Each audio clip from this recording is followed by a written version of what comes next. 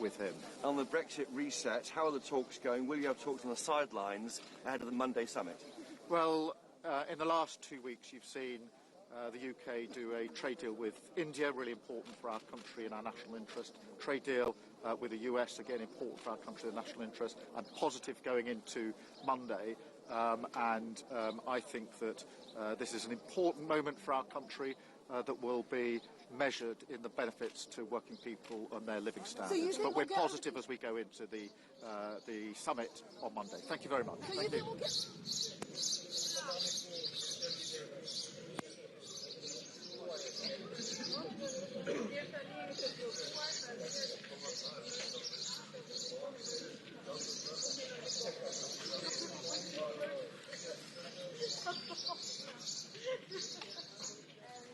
The Americans understood that Putin does not want to negotiate? Do you think the world understood that Putin doesn't want to negotiate? I guess it's obvious, not for the Americans, but for the Europe and for the world. Because when Mr. Putin sends the delegation of that low political level, it's obvious that he is not keen into going in any kind of negotiations. Do you have a message for Trump? Do you have a message for Trump to put pressure on Russia? Well, I guess and I hope that a new administration of United States will get into reality and finds out that Russia and Putin is not going in any kind of negotiation unless we match them in power on the front line. It's the first time that Chancellor Merz is here on the European parquet, so to say. What do you expect? I expect significant input, political and economical one from Germany, and as far as we see it, they are on the right path. Thank you, guys.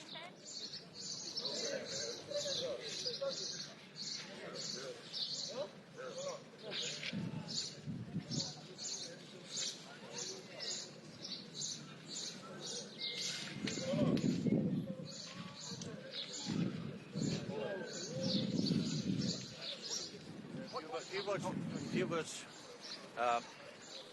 good morning. It's wonderful that Europe is here today, and at the same time, negotiations that are highly important for the future of the Europe are ongoing in Istanbul. Today, from here, we need to send a strong, common message. Europe stands with Ukraine. I think that Europe has acted decisively. Today we have strong common voice and message. We need ceasefire, we need peace negotiations and lasting peace. And now I think that falls on the Russian side.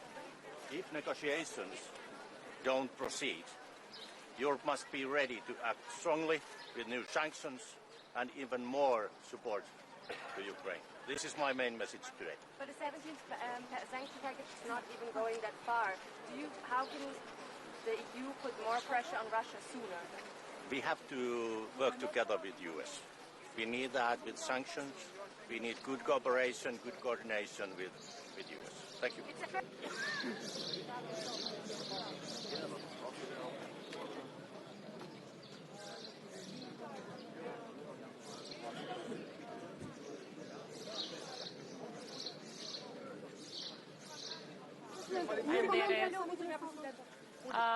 Mirëmëngjesi të gjithëve, ky siç e dini është samiti I 6 I Komunitetit Politik Evropian, një samit jashtëzakonisht I rëndësishëm, I lindur jo vetëm nga shtetet e BE-s, por edhe të gjithë ne të tjerët që aspirojmë të antarësohemi në BE, mirë po me qenë se ky samit mbahet pikërisht në Ballkanin Perëndimor, këtu në Tiranë, për çka dua të uroj edhe Shqipërinë edhe kryeministrin Rama.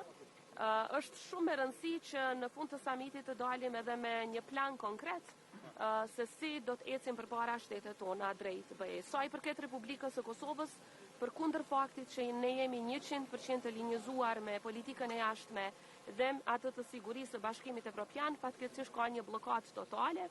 Nga ana e BE-s nuk vlerësohen reformat tona, nuk vlerësohet puna jonë, nuk vlerësohet fakti që ne jemi 100% në përputhje me politikat e tyre, edhe sa I përket sanksioneve ndaj Rusisë, edhe sa I përket politikave të tjera.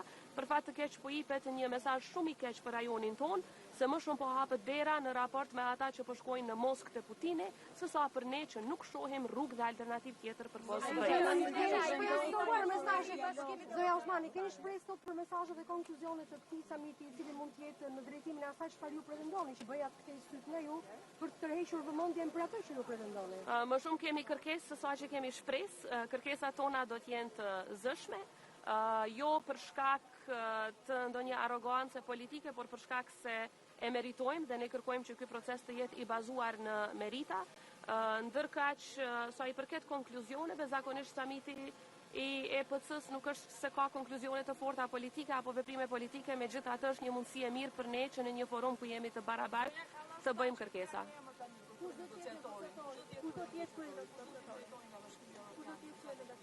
Është zoti Sorensen, ai tashmë është emëruar dhe unë si presidente kam pasur 2 takime jashtëzakonisht të mira me të, ka qenë në Prishtinë 2 herë. Kam pritshmëri për më shumë, kam më shumë pritshmëri sa i përket një lloj balanci nga ana e BE-s, për shkak se siç e dini Kosova është në masa, Serbia nuk është, dhe kjo e prish balancin, barazin mes palëve në tryezën e dialogut. Kam më shumë shpresë që edhe nga zonja Kallas, edhe nga përfaqësuesi i ri për dialogun do të shtyhet më shumë përpara heqja e masave dhe trajtimi i barabartë i palëve. Ne do të jemi konstruktiv dhe angazhuar. Zonja Osmani, sa ndikon situata e brendshme në Kosovë? Mund të vazhdoj dialogu sa kohë që nuk keni zgjedhur ndërçi në qeverinë e Kosovës. Ju e dini që Kosova ka pasur zgjedhje me nënshkurt, seanca e parë është mbajtur me 15 prill dhe dje është bërë një muaj nga përpjekjet për të zgjedhur udhëheqësinë e parlamentit si dhe qeverinë e Kosovës që vjen më pastaj. Besoj që do të ketë përpjekje akoma dhe unë i inkurajoj liderët politikë që për interes të qytetarëve dhe të Kosovës, në mënyrë që mos të humbasim dhe të dëmtohemi më shumë, të kemi institucione sa më parë që të jetë e mundur. Megjithatë, sa i përket krye negociatorit, Kosova ka krye negociatorin i cili akoma është fuqiplot, është zëvendës kryeministri i parë, i cili edhe nuk është se ka kandiduar apo se është zgjedhur deputet, pra ka kompetenca në mënyrë që të vazhdoj në qoftë se kërkohet nga BE-ja që të ketë një takim në nivel krye negociatorit. Në këtë moment që është Kosova, me këtë situatë që keni brenda me samitin që bëhet dhe negociatori në liqë është caktuar për ju, çfarë i kërkoni Shqipërisë? Nga Shqipëria kërkojmë që të vazhdoj përkraja në raport me Republikën e Kosovës në disa aspekte. E para, që të vazhdoj të jetë e zëshme, siç ka qenë kryeministri Rama deri tani për heqjen e masave të padrejta ndaj Kosovës, dhe e dyta që të flas sa më shumë dhe sa më zëshëm me shtetet që akoma nuk e kanë njohur Kosovën, në mënyrë që ato ta bëjnë një gjë të tillë, sepse mos njohja, sidomos nga shtetet antare të BE-s, po e dëmton jashtëzakonisht shumë Kosovën. Jo, dialogu s'do të jetë temë sot, sepse ky është forum multilateral, siç e dini. Faleminderit shumë. Ky takim të kërkohet nga BE-ja një takim me shumë. Ka takime dypalëshe? Nuk ka. Jo, me Vučićin nuk ka asnjëherë në këtë summit takime dypalëshe. Takimet dypalëshe ndërmjet Kosovës dhe Serbisë, por edhe me ndërmjetësimin e BE-s, siç e dini zhvilluan në Bruksel. Kështu që ky është një forum multilateral ku ne si Republikës së Kosovës synojmë më shumë të takohemi me liderët e tjerë, sidomos ata që duhet t'i bindim që të largojnë masat e padrejta ndaj Kosovës. Mendoni fakti që po bëhet për herë të parë në Tiranë një samit i tillë dhe që ju jeni prezant tashmë edhe pse keni ngërç mes Serbisë dhe Kosovës?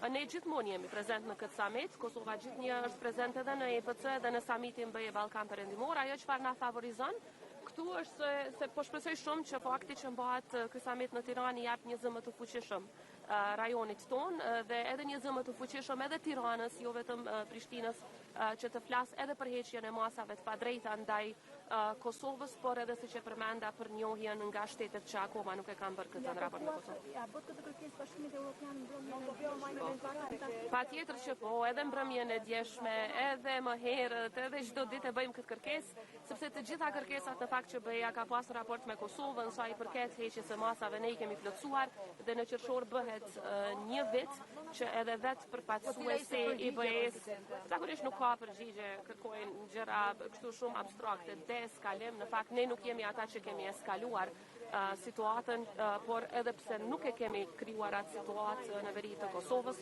Kosova ka ndërmarrë hapat që janë kërkuar nga marrëveshja e Bratislavës dhe edhe vetë zoti Borrell që ka qenë HRVP më herët ka propozuar që të hiqen masa duke u bazuar në plotësimin e kritereve nga ana. A kishte një shndrim nga BE-ja për sa i përket vizitës së presidentit Vučić në Russi? Nga disa kishte, nga disa nuk ishte, ose më mirë të them nga disa kishte qëndrim të ashpër, nga disa për fat të keq ka qëndrim arsyetues që është jashtëzakonisht dëmtuese dhe dërgon mesazh të dëmshëm për gjithë rajonin, jo vetëm për ne. Faleminderit gjithëve.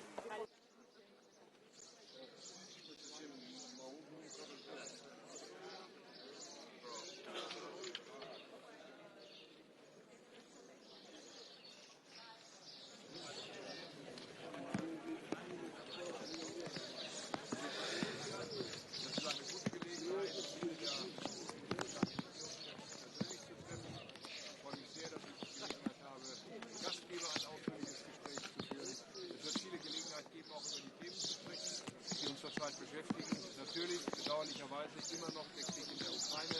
Doch wir sehr auf die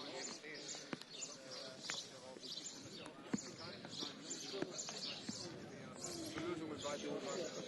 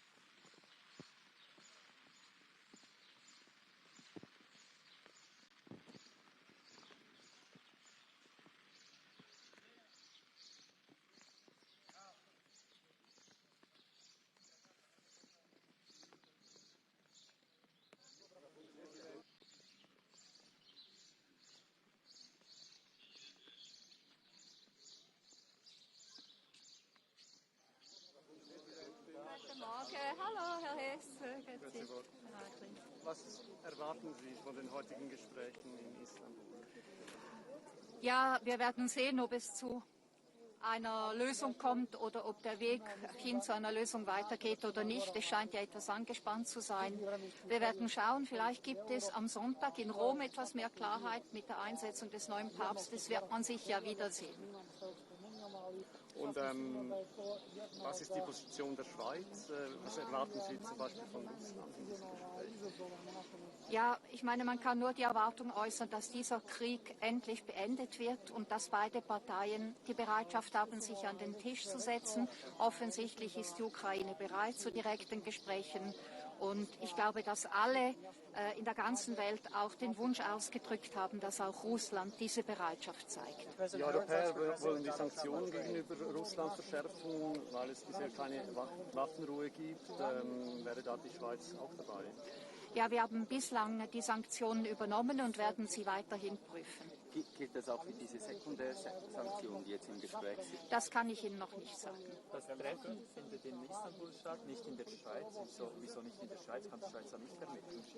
Selbstverständlich kann die Schweiz auch vermitteln und ich habe Präsident Zelensky immer angeboten, dass wir auch zur Verfügung stehen. Wir werden sehen, wie das jetzt weitergeht.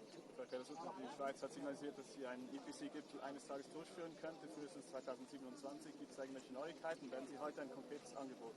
Ja, ich werde das selbstverständlich gegenüber der EU-Kommission noch einmal deponieren und dieses Angebot erneuern. Und zwar für 2027? Genau. President, how are conversations with Trump progressing on trade? Wen treffen Sie heute bilateral? Ja, ich denke, man trifft so ziemlich alle hier. Ich habe aber ein Gespräch abgemacht mit der dänischen Premierministerin, ein längeres Gespräch, weil ja die dänische Ratspräsidentschaft dann stattfinden wird im zweiten Halbjahr 25.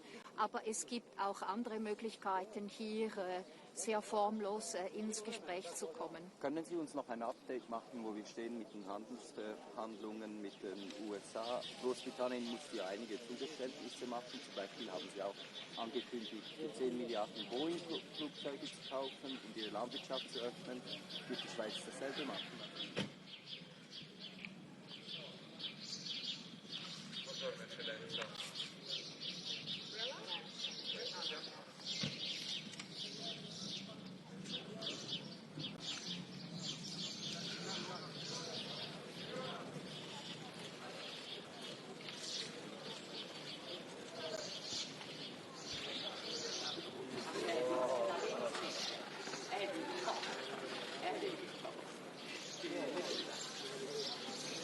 He only does it to be tall as me.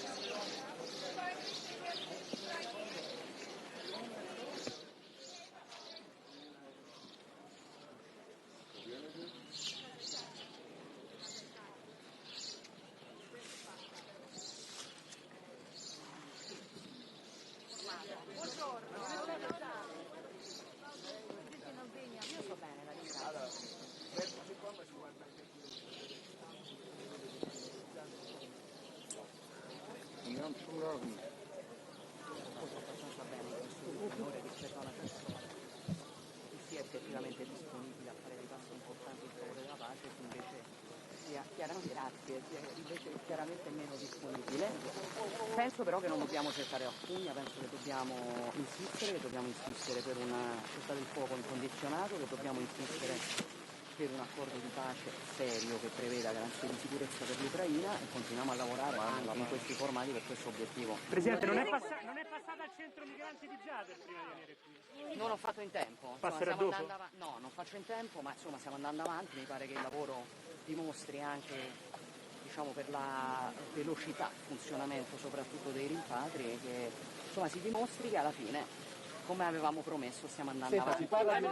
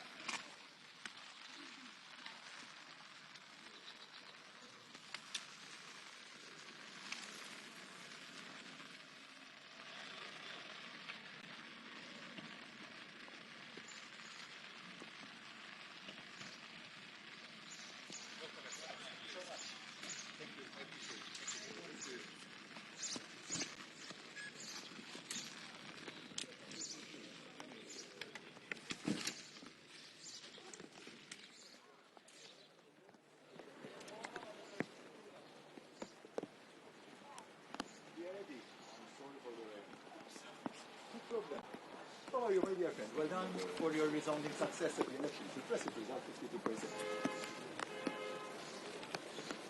It is amazing. 52.1. Only I get that result of Malta. Well done. Thank you.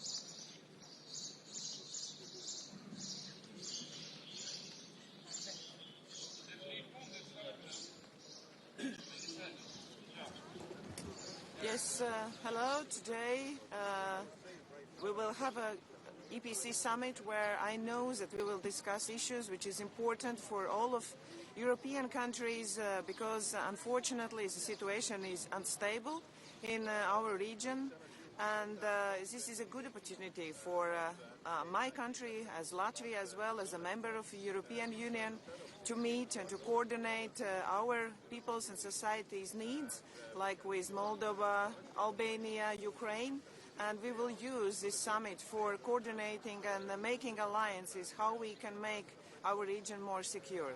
Unfortunately, Russia's war continues in Ukraine, so I know we will discuss this issue, and we will ask for and demand for 30 days unconditional ceasefire. Because we know it's important. Ukraine wants it. Unfortunately, only Russia doesn't want a peace in our region. Therefore, if it doesn't happen, we will have to agree on next and further sanctions. Only that can stop Russia. So because all countries in Europe want security for their people, for their societies. I know that today as well we will discuss issues of illegal migration and better economic cooperation, which is a very important matter as well to Latvia, I know as well to Albania, and therefore we will use this EPC summit as a good platform to meet all the European leaders and discuss what's really important in our region. Thank you. Thank you.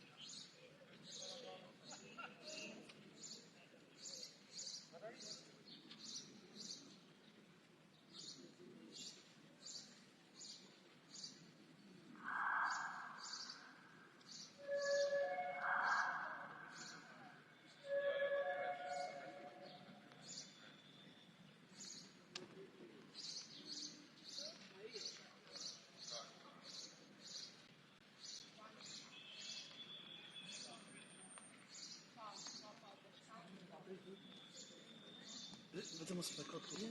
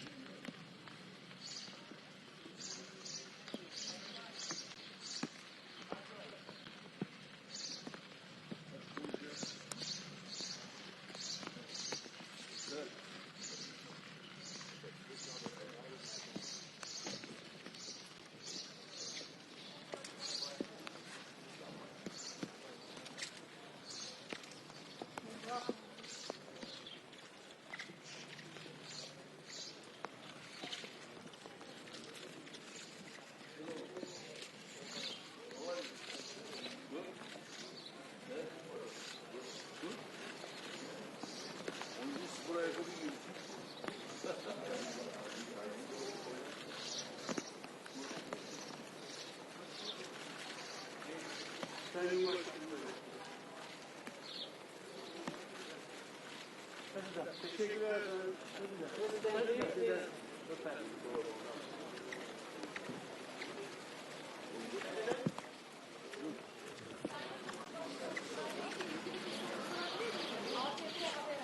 Şimdi olmaz ya.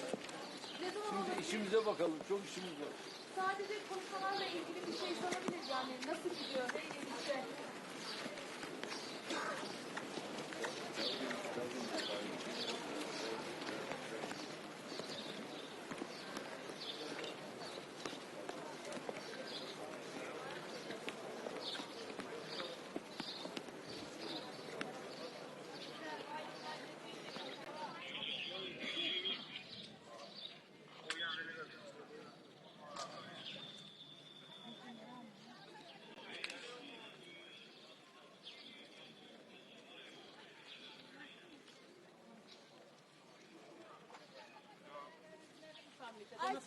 Beklentilerimiz nedir? Çok şey bekliyoruz. Beraber kardeşimle Arnavutluk'tan tüm dünyaya barışı seslendireceğiz. Azərbaycan Ermənistan danışıqlarını necə qiymətləndirilir?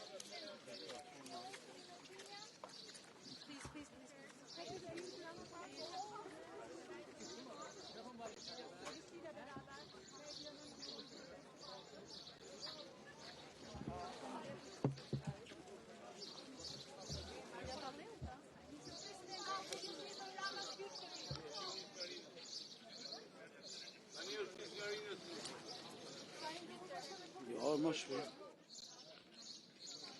Ragazzi.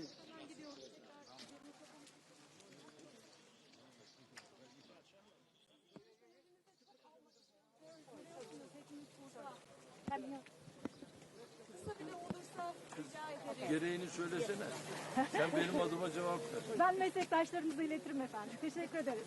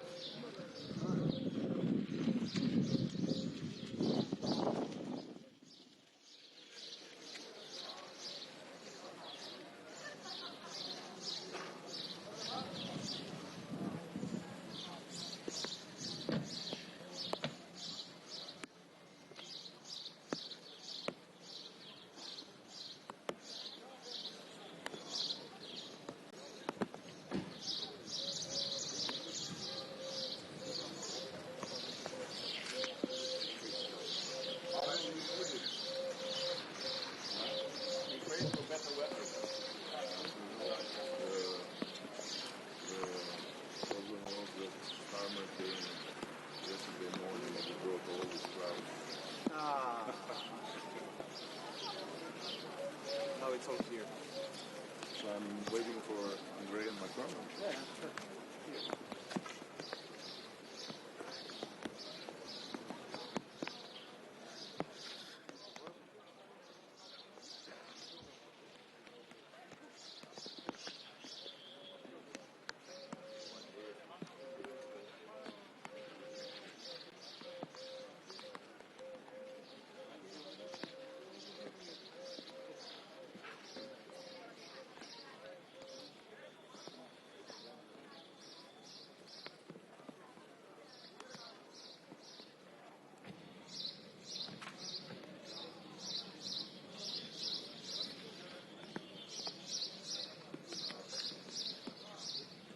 Welcome, Excellency.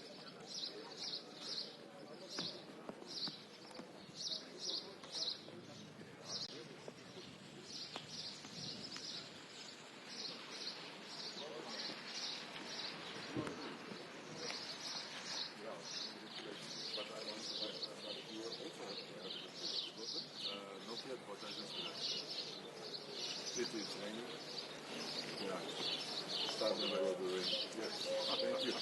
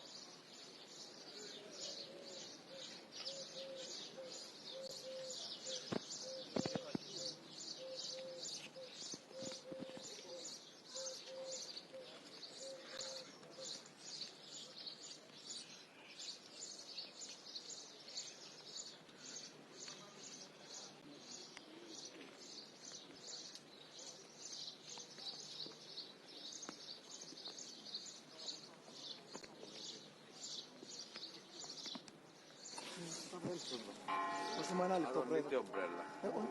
C'è sempre ombrella, να την κρατώ, να κάνουμε τη δηλώση. Μια πολύ σημαντική σύνοδος που, να θυμίσω, ξεκίνησε πριν λίγα χρόνια με πρωτοβουλία του Γάλλου Προέδρου, ακριβώς για να φέρει μαζί τα κράτη-μέλη της Ευρωπαϊκής Ένωσης και τα άλλα ευρωπαϊκά κράτη, πλήστα των οποίων θέλουν να γίνουν κράτη-μέλη της Ευρωπαϊκής Ένωσης, για να έχουμε ένα ανοιχτό διάλογο. Οι προκλήσεις είναι κοινές, οι ευκαιρίες είναι κοινές και αυτό το φόρουμ προσφέρεται για ένα ανοιχτό και ειλικρινή διάλογο. Και είναι μέσα σε αυτό το πλαίσιο που μπαίνει και το κυπριακό, ένα ευρωπαϊκό ζήτημα. Γνωρίζετε ότι η Τουρκία συμμετέχει σε αυτές τις συναντήσεις και μέσα σε αυτό το πλαίσιο είναι και ο διορισμός, η απόφαση της Προέδρου της Ευρωπαϊκής Επιτροπής να διορίσει τον κύριο Χαν, μια πολιτική προσωπικότητα, να υπενθυμίσω 3 φορές επίτροπος, υπουργός στην Αυστρία, άλλες πολιτιακές θέσεις στη χώρα του, έτσι ώστε από τη μια αποδεικνύοντας την πράξη το ενδιαφέρον της Ευρωπαϊκής Ένωσης για ένα δικό της, επαναλαμβάνω, πρόβλημα, αλλά την ίδια στιγμή να ενισχύσει την προσπάθεια που βρίσκεται σε εξέλιξη για επανέναρξη των διαπραγματεύσεων και επίλυση του Κυπριακού. Γνωρίζετε ότι η Τουρκία ενδιαφέρεται να ενισχύσει τις σχέσεις με την Ευρωπαϊκή Ένωση. Δεν μπορούμε να αλλάξουμε τη γεωγραφία, προτιμούμε να έχουμε ένα γείτονα που είναι κοντά στην Ευρωπαϊκή Ένωση, εφόσον αυτός ο γείτονας συμπεριφέρεται όπως συμπεριφέρονται τα κράτη-μέλη της Ευρωπαϊκής Ένωσης. Σέβεται τις αρχές και τις αξίες της Ευρωπαϊκής Ένωσης, σέβεται το διεθνές δίκαιο και μέσα σε αυτό το πλαίσιο ο διορισμός του κυρίου Χαν, που να θυμίσω ως επίτροπος που ασχολήθηκε με τα ευρωτουρκικά, γνωρίζει πάρα πολύ καλά και τις επιθυμίες της Τουρκίας, πώς αυτές μπορούν να προωθηθούν μέσα από συγκεκριμένες θετικές εξελίξεις, τόσο για το Κυπριακό, αλλά και γενικότερα για τις κυπριογενείς υποχρεώσεις της Τουρκίας. Άρα προσβλέπω στη συζήτηση που θα γίνει σήμερα, την ευκαιρία που θα έχουμε να ανταλλάξουμε απόψεις.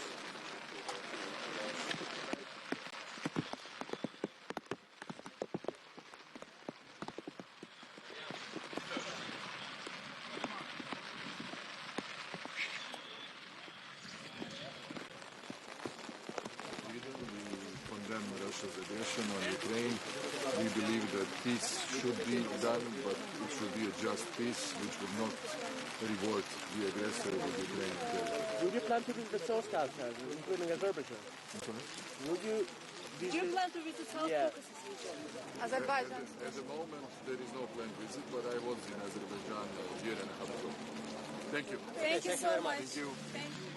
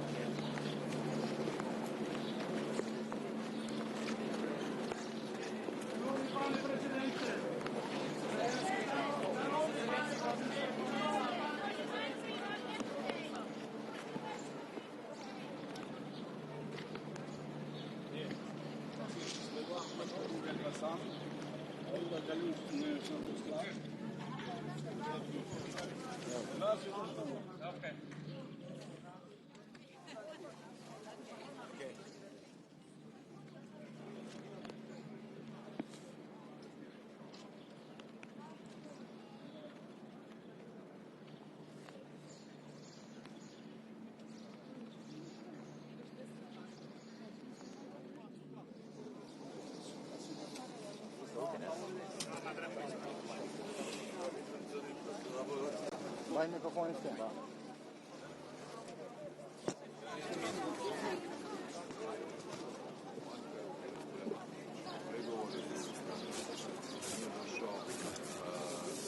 Mene to osobno nije iznenadilo, međutim svaki korak koji vodi ka prestanku ratnih operacija, time i novih žrtava podcrtava je pozitivan, ali konačno rješenje ne bi smjelo biti tako da nagradi Rusiju sa ukrajinskim teritorijem. To je loš presedan, kršenje međunarodnog prava, to znači da jači kvači, a to je smrt međunarodnog prava. Hoće biti razgovora o sankcijama, portali pišu da bi se danas ovdje moglo razgovarati i o carinama na ruski izvoz. Pa vidjet ćemo danas. Ima puno plenarnih situacija i nekoliko ovih panela. Ja vodim jedan od panela sa kosovskom predsjednicom Osmani, ali ovo nije sastanak koji donosi odluke. Ovo je konzultacijski format, tako da sve što se tiče sankcija mora ići nazad u briselske formate. Da li će doći do dogovora oko tarifa između Europske unije i Amerike? Pa evo, ja sam prošli tjedan bio u Washingtonu, razgovarao sam sa ključnim članom kabineta predsjednika Trumpa, dakle američkim trgovinskim predstavnikom Grierom na tu temu. Koncepcija Sjedinjenih Američkih Država je ta da žele manje više uravnoteženu trgovinsku razmjenu, dakle koliko negdje izvoze, toliko da uvoze. Mislim da su određeni propisi ne tu toliko carine, nego druge.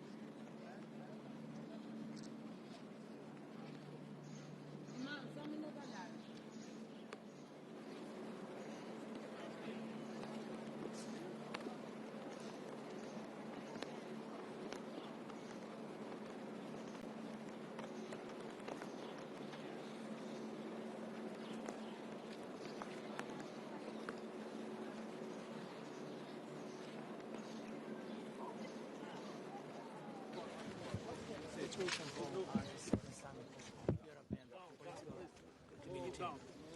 What's the main goals? As a Secretary General of the Council of Europe, it is really important for me to be here and to have this occasion to have contacts and discussions with all the leaders, head of governments, head of states. It's interesting because the geographical scope of the EPC is exactly the same as the Council of Europe, and we need to work together. I mean, we need to rethink the architecture of security for the European continent. We need a strong democratic security, and we need to have a stable ground to build also this whole architecture. That's one point. The second point is about all the discussions that we have right now for the continent and our future. I mean, also the talks in Istanbul. Ukraine is a very important member state of the Council of Europe. We are supporting Ukraine since many years, really strongly. And we had, in the last ministerial of the Council of Europe, the last 2 days in Luxembourg, also the first discussions about the creation of the special tribunal addressing the crime of aggression. I mean, the Council of Europe is strongly dedicated to accountability with the European Court on Human Rights, with the Register of Damage for Ukraine, and now with the discussion of the special tribunal. And we followed the injustice approaching to Azerbaijan delegate in the European Council last 2 years. Sorry? Our delegation, Azerbaijan delegation, didn't participate European Council last 2 years in Parliament Assembly. What is the reason? I mean, for the Council of Europe, you mentioned, not the European Council, for the Council of Europe. For me, we have 46 member states, 46 proud and equal member states. That's why we are at this level of the Secretariat and the Committee of Ministers strongly in contact with Azerbaijan. I was myself in Baku, in November last year. I had a last meeting with President Aliyev in Antalya 3 weeks ago, and we are working on improving the relations and to see how we can have really 46 member states fully participating to the work together. Thank you so much. Thank you. Sorry? Your discussions on peace in the South Caucasus. Yeah, thank you for asking on this. I mean, it is also for us from a huge concern. As you may know, we have the three countries of the South Caucasus, Georgia, Armenia, and Azerbaijan as member states in the Council of Europe. We are working closely with them. And we are, fully concerned also by the peace discussions between Armenia and Azerbaijan. I was myself in contact with both sides. I will very soon, after the meeting I had with Azerbaijan, go to Armenia next month, also to have those discussions. And it was also always a good exchange with other member states, and lastly with Turkey, because I was in Ankara. And we need, all together to do what we can at best to have stability and peace in the whole region. Thank you. Thank you. Thank you. Please.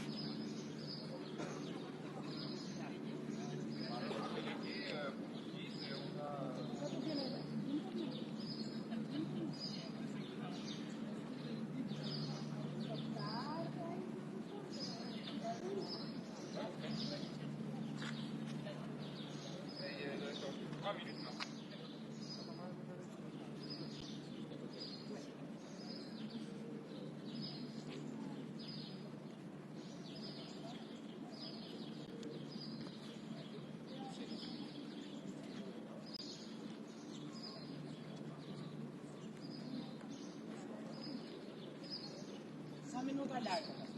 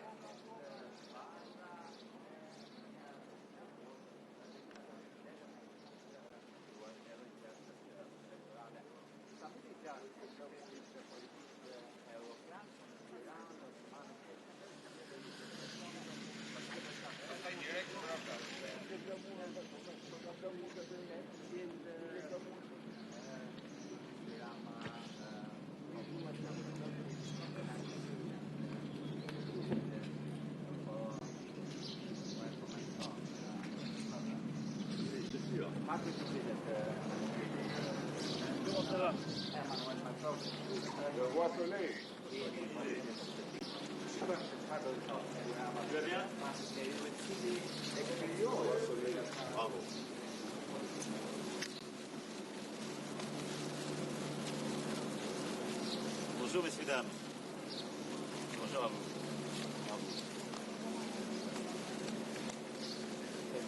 Mr. President, How are you? I'm very happy to be here with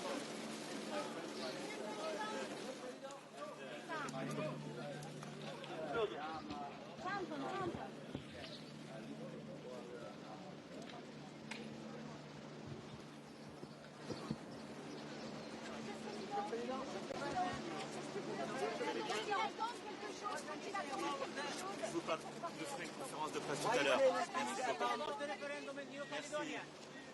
Ça va? How are you? What's your message to Vladimir Putin? On Monday, big day on Monday. Any message? Any deal for Keir Starmer? Bonjour. Vous allez bien?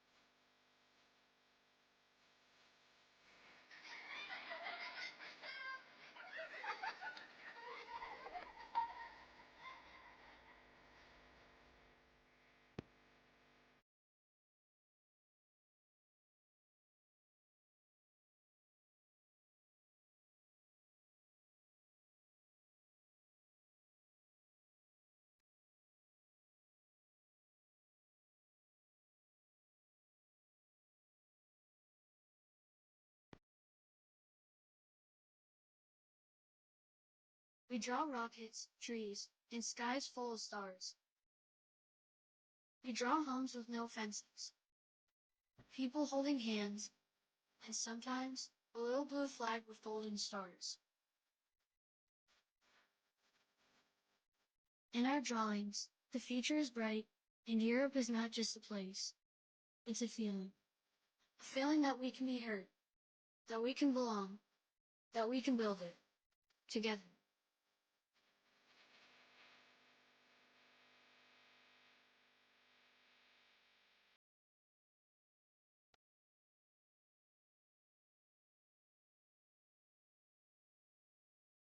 It's a wind that carries our paper boats. A place where dreams don't need translation, only wings.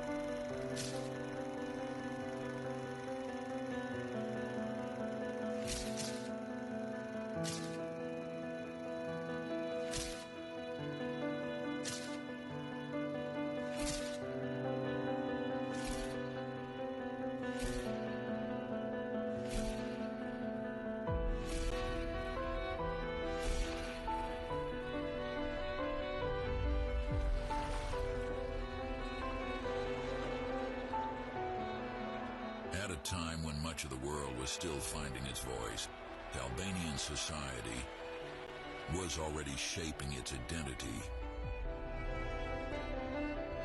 With schools, traditions, and a deep sense of pride.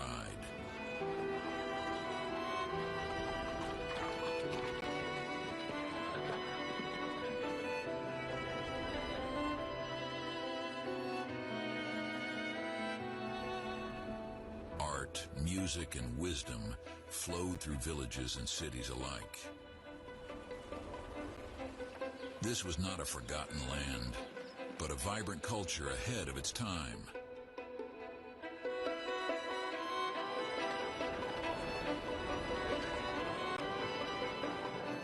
A heritage built on dignity, resilience, and vision.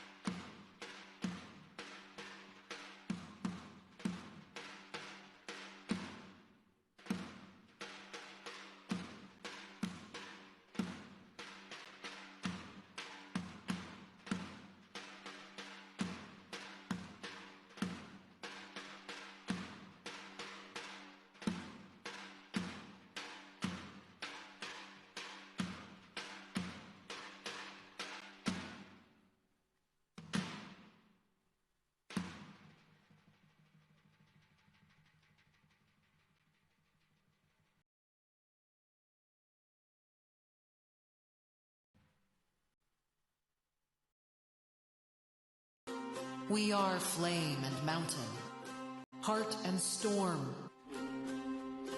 We love, we rise, and now we run toward the dawn of Europe.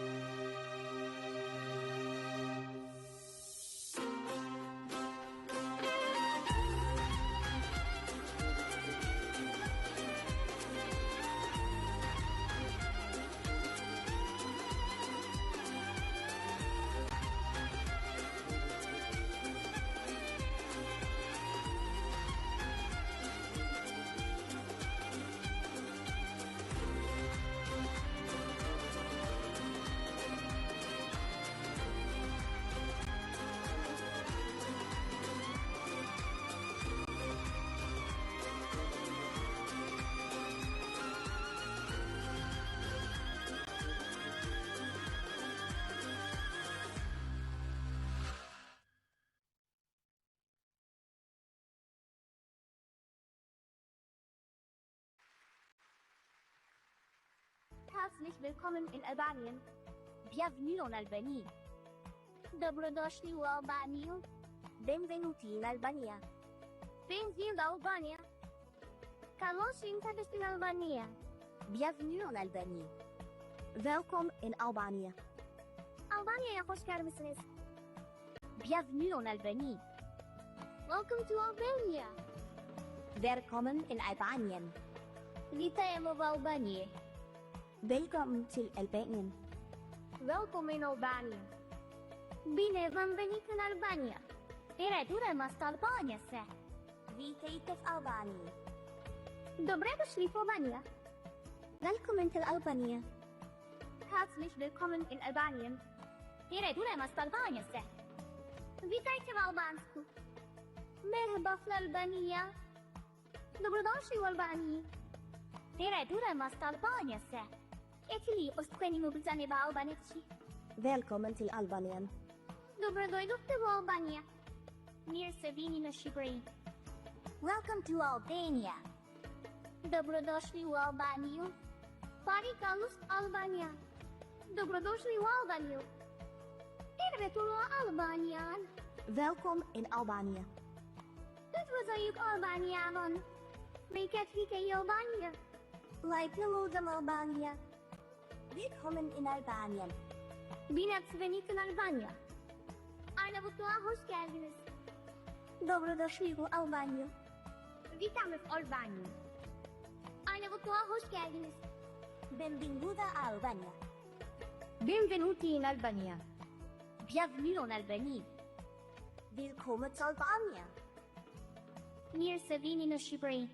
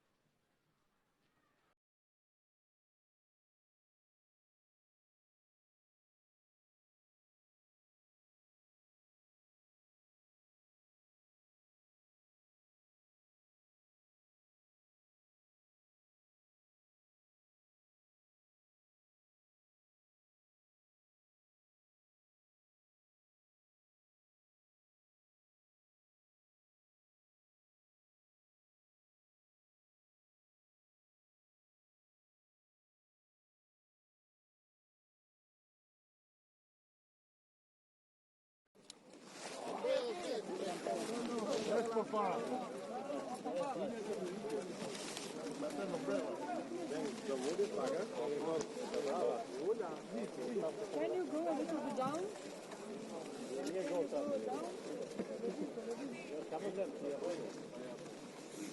Simon, you have to move.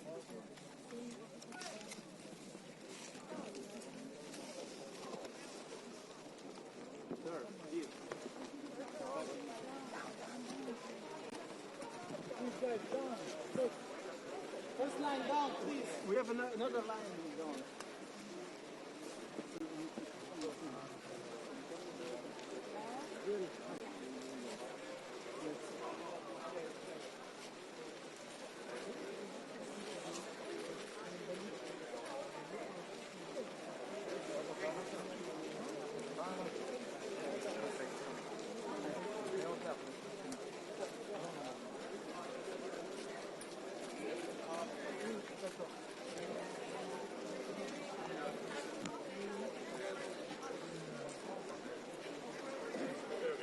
Şöyle ıslandın mı lan?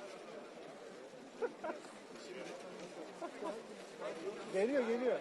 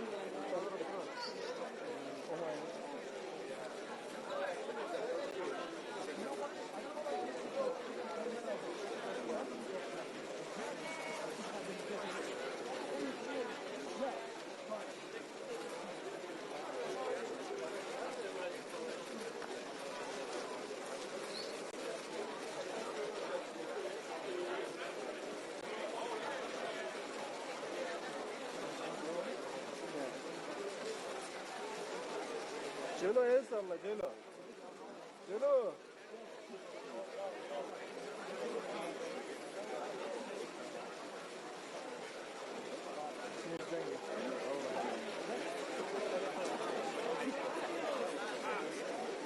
Celo. El salla. Okay. Okay, check. Celo. Check. Allah Allah.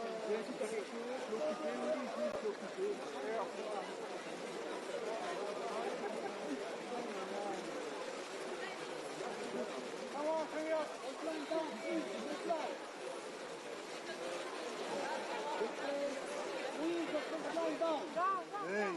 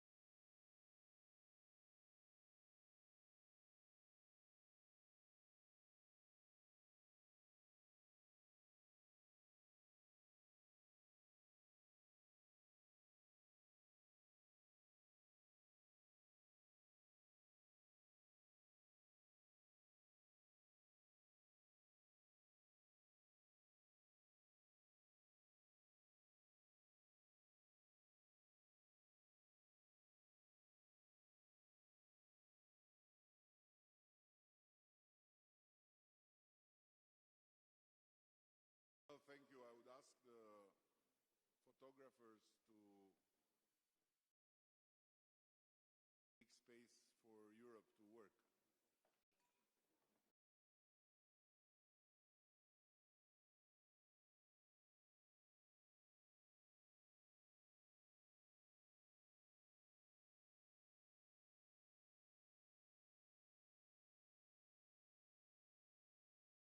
Photographers, please.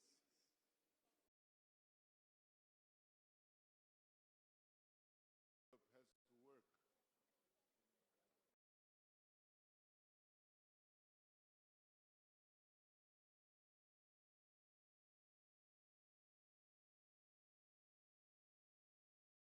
Well, first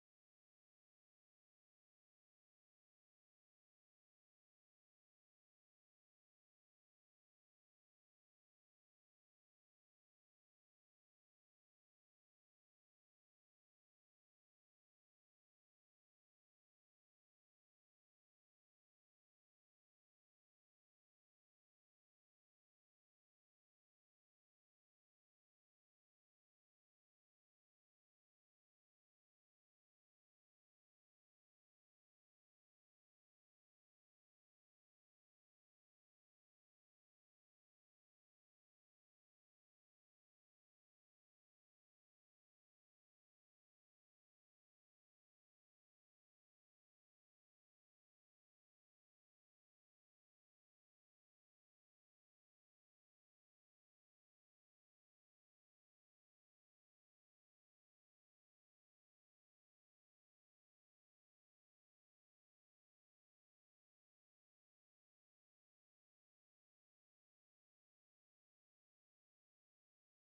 share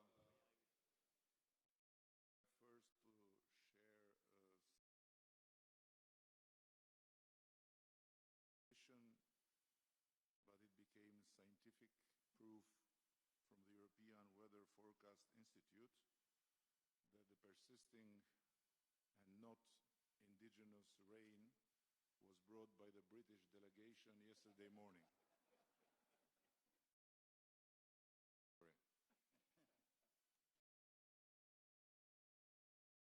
When you leave Europe, you always cry.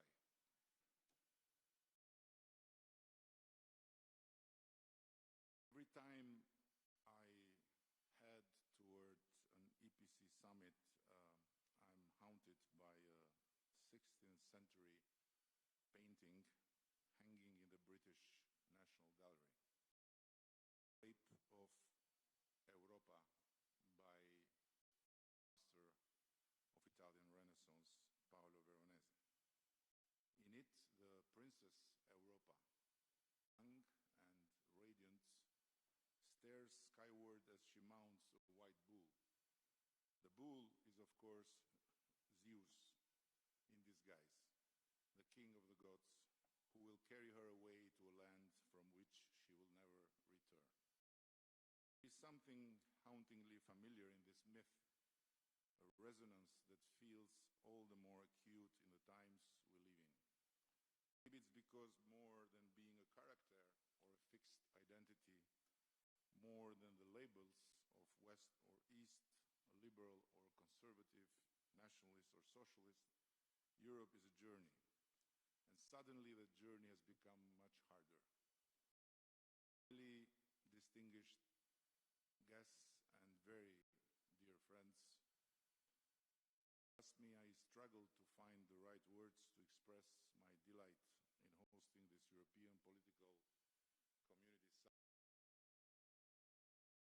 Really an immense honor for all my country, for all the Albanian people, to welcome you all to this country and to this purposefully constructed house for the European political community in Tirana, where you are not surrounded by the nightmare of Europa in Renaissance paintings, nor by the emptiness of a temporary gathering space. You are surrounded by Albanians' children's imagination of Europe. This was an obvious choice for us because children's dreams are never held hostage by the myths of the past. They are instead about imagining the future.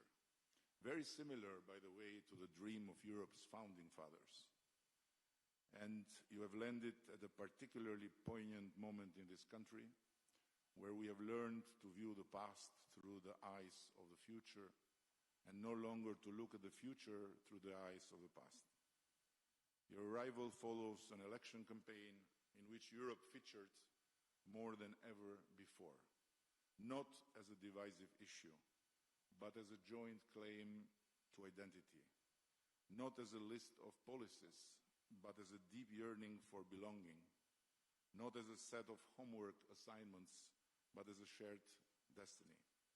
That is why it is so gratifying that the campaign centered on those keywords, Europe, identity, belonging, and destiny, won over 52% of the votes.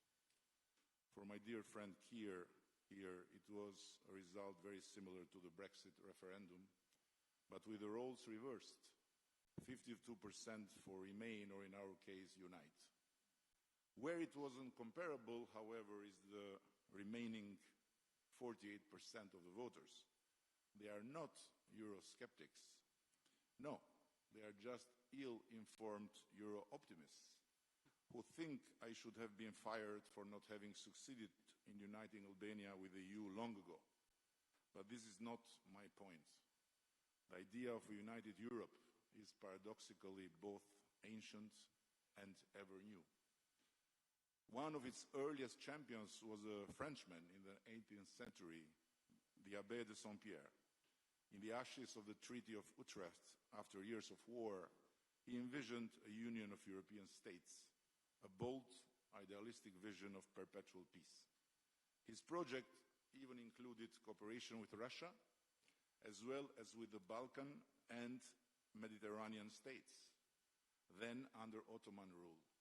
So I guess that for the visionary Abbé, today's Turkey would also be an indispensable partner in a union of perpetual peace.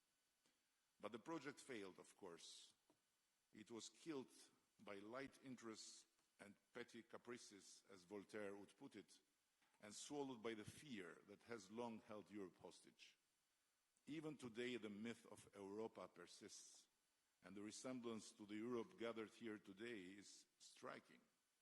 The dream of perpetual peace has been replaced by the nightmare of perpetual war. Instead of the bells of peace, we hear the drums of war. There is a palpable sense of shortness of breath as we confront the forces threatening Europe's very foundations. External aggression, internal fragmentation, the ghosts of imperial myths, shifting geopolitical alliances, the instability of global trade, and the deep, very deep difficulty of so many to believe in a new Europe for the new times. But I believe that there is no better moment than this one to remind us that while we rightfully think about a Europe of resistance, defense, and new military capabilities, we must not forget the other Europe, the Europe of enlightenment, human reason, and the quest for perpetual peace, not just among ourselves, but even with our enemies. That Europe, which at a certain point gave birth to the most improbable political project in human history, the European Union, taught us that even former mortal enemies could come together, their wounds still fresh from the battle, and create a bond for life. They turned old rivers of blood into new avenues of peace, agreeing that conflict could only be tamed through commerce, that free trade is essential to free minds, and that security comes not from increasing threats, but from expanding rights and equal opportunities. It was that Europe that taught us that in the midst of the most horrific conflicts, we must maintain some faith in the humanity of our enemies. Otherwise, as Immanuel Kant reminds us, when hostilities degenerate into a war of extermination, all justice is destroyed and perpetual peace becomes the burial ground of humankind.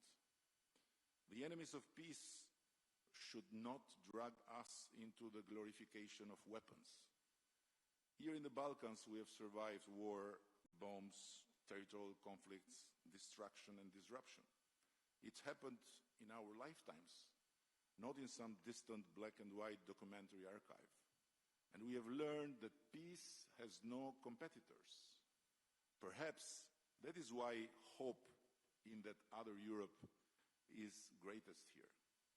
The most Euro-optimistic among all of us gathered today in this house live not in Paris or in Berlin, but in Tirana and Podgorica, where belief in the European ideal runs deep.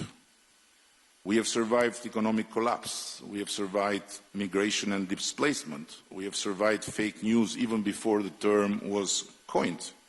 And we have learned that cooperation has no losers. Perhaps that's why we believe that Europe remains the most fertile ground to turn the darker currents of history into shining paths of the future. Europe for us is as much a shared spiritual space as it is a mosaic of many different regions, languages, and religions. Perhaps that's why we feel the need, not just for new policies, but for a new kind of politics, one that redefines not only who we are, but how we are together among us and with the world. One that sees Europe not as a fortress to defend, nor as a museum to preserve, but as a shared soul to be protected, a shared destiny to be lived, and a shared future to be built. To do that, we must not only invest in defense and resilience, but in the hearts and minds that will carry forward Europe's soul, Europe's destiny, and Europe's future. And let me ask you, my very dear friends, why not imagine an EPC of education, of science, and artificial intelligence, and transnational lines beyond weaponry, a terrain of interconnected sources of knowledge, research, and innovation, where non-EU or not yet EU territories can become new frontiers for investments, free from bureaucracy, regulations, and fiscal burdens. A revival of what followed the fall of the Berlin Wall, when Western Europe discovered its eastern half, and the investments flowed eastward, drawing the newcomers into the embrace of a free Europe and ushering the last sustained era of growth, of real growth in the old Europe, where high dividends returned from the investments in the new frontier. Let's give Europe's young people and start-uppers a better reason to stay than just talking about weapons and rearming. And let's give them a strong motivation to build and to dream on European soil, instead of looking and going far away to follow their dreams. Our struggle cannot be solely about resisting what others might do to us. It must also be about what we must do for ourselves, our children, and our Europe. It's not just about resisting destruction, this goes without saying, but it's about daring to build, to revive the wisdom of our history, and to strengthen the faith in our own human reason capabilities. When Donald Trump says that God saved him from the bullet because the Almighty had a plan for America, he tells only half of the truth. The other half is that God had a plan for Europe too. And it could not be more obvious. Europe, once again, has a God-given opportunity to reinvent itself. Let us ensure that Europa's journey, ours in this case, is not one of abduction, as in the painting of Veronese, but of return and renaissance. Return home, to a home filled with dreams of the future, free from myths of the past, by no doubt very well protected, but by no doubt resembling not the shape of weapons, but the imagination of both our children and our founding fathers, to a vision that is ours to make real. Thank you very much. And now, as a host, I am honored to pass the floor to the President of the European Council, Antonio Costa.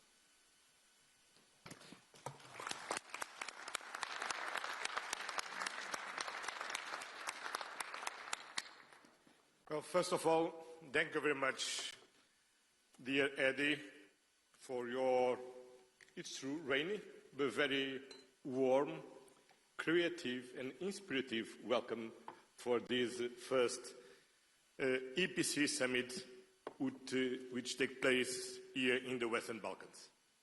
The title of today's meeting is very fitting, A New Europe in a New World. I believe that is the main question for the European political community today. What is Europe's role in this new world? After the end of the Second World War, we built a new global order based on the United Nations Charter, international law, and increasing trade and cooperation. That international order was not perfect, but it provided a solid framework for peace and growing prosperity, especially here in Europe. Now, that rules-based order is being undermined from many sides. Russia's aggression against Ukraine brought large-scale war back to the European continent. This war is an assault on the international community, on all the principles we hold dear, like national sovereignty, the inviolability of international borders, and territorial integrity. The situation in Gaza is a humanitarian tragedy, where international law is systematically violated, where a whole people is being subjected to crushing, disproportionate military force. For decades, international trade and economic cooperation connected peoples and spread mutual prosperity. Now that interdependency is being turned into an instrument of power and pressure. Multilateralism has been the glue connecting humanity with the United Nations at its core. Peace and security, climate change, human rights, all of these global issues can only be advanced if we act collectively. And yet, multilateralism is under relentless attack. Europe has an enormous stake in all of these areas. So our continent needs to join forces. Europe must succeed in bringing a just and lasting peace to Ukraine. International law must prevail, and we know, dear Volodymyr, that your security is also our security. Europe must also invest more in its own defense, because we have learned that peace without defense is an illusion. Europe must succeed in creating the conditions for a two-state solution in the Middle East, because continued neglect will not just undermine the stability of Europe's neighborhood, it will fatally weaken our moral authority in the world. Europe must succeed in deepening and extending its networks of global trade and prosperity. We should never give in to the temptation of protectionism, but we should always aim for mutual beneficial partnerships and avoid a zero-sum mentality. Europe must succeed in defending multilateralism by leading on the implementation of the Pact for the Future, by upholding the Paris Agreement on climate change, by protecting the oceans like a global common good, and of course, by remaining a staunch pillar of the United Nations. And Europe will succeed.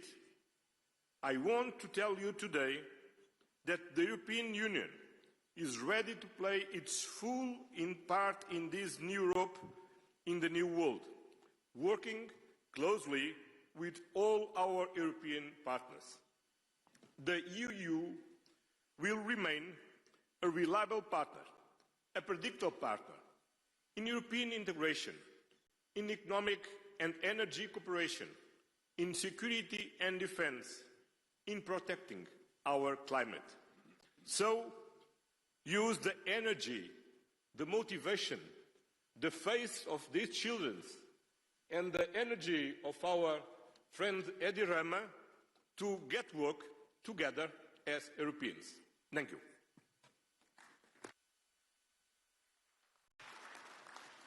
And now it's my honor to pass the floor to the President of the Republic of France, Emmanuel Macron.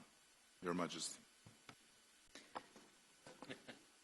Merci, Eddy.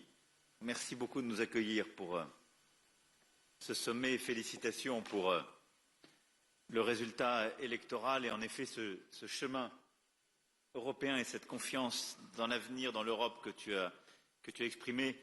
Merci et je suis heureux de retrouver ici tous et toutes pour ce 6e sommet de la communauté politique européenne et le premier dans la région des Balkans. Et donc merci pour l'immense hospitalité et aussi pour avoir rappelé que derrière le rêve européen et ce qui nous unit, l'Europe n'est pas simplement une géographie, mais elle est toujours une mythologie, un récit et une traversée.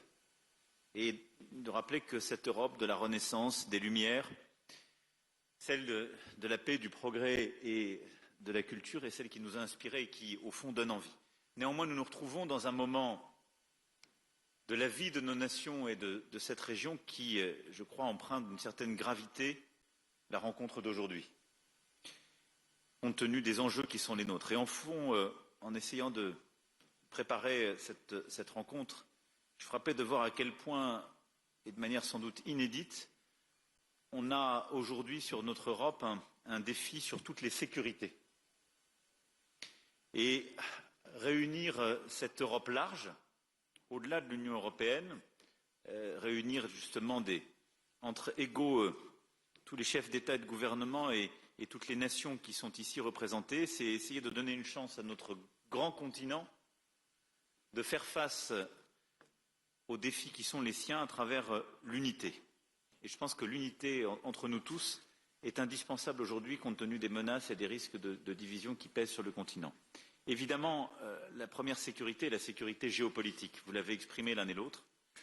Et les menaces de guerre, de division qui frappent l'Europe et qui parfois menacent sa propre unité. C'est d'abord évidemment la guerre d'agression russe en Ukraine. Et Volodymyr sait combien ici il a notre solidarité.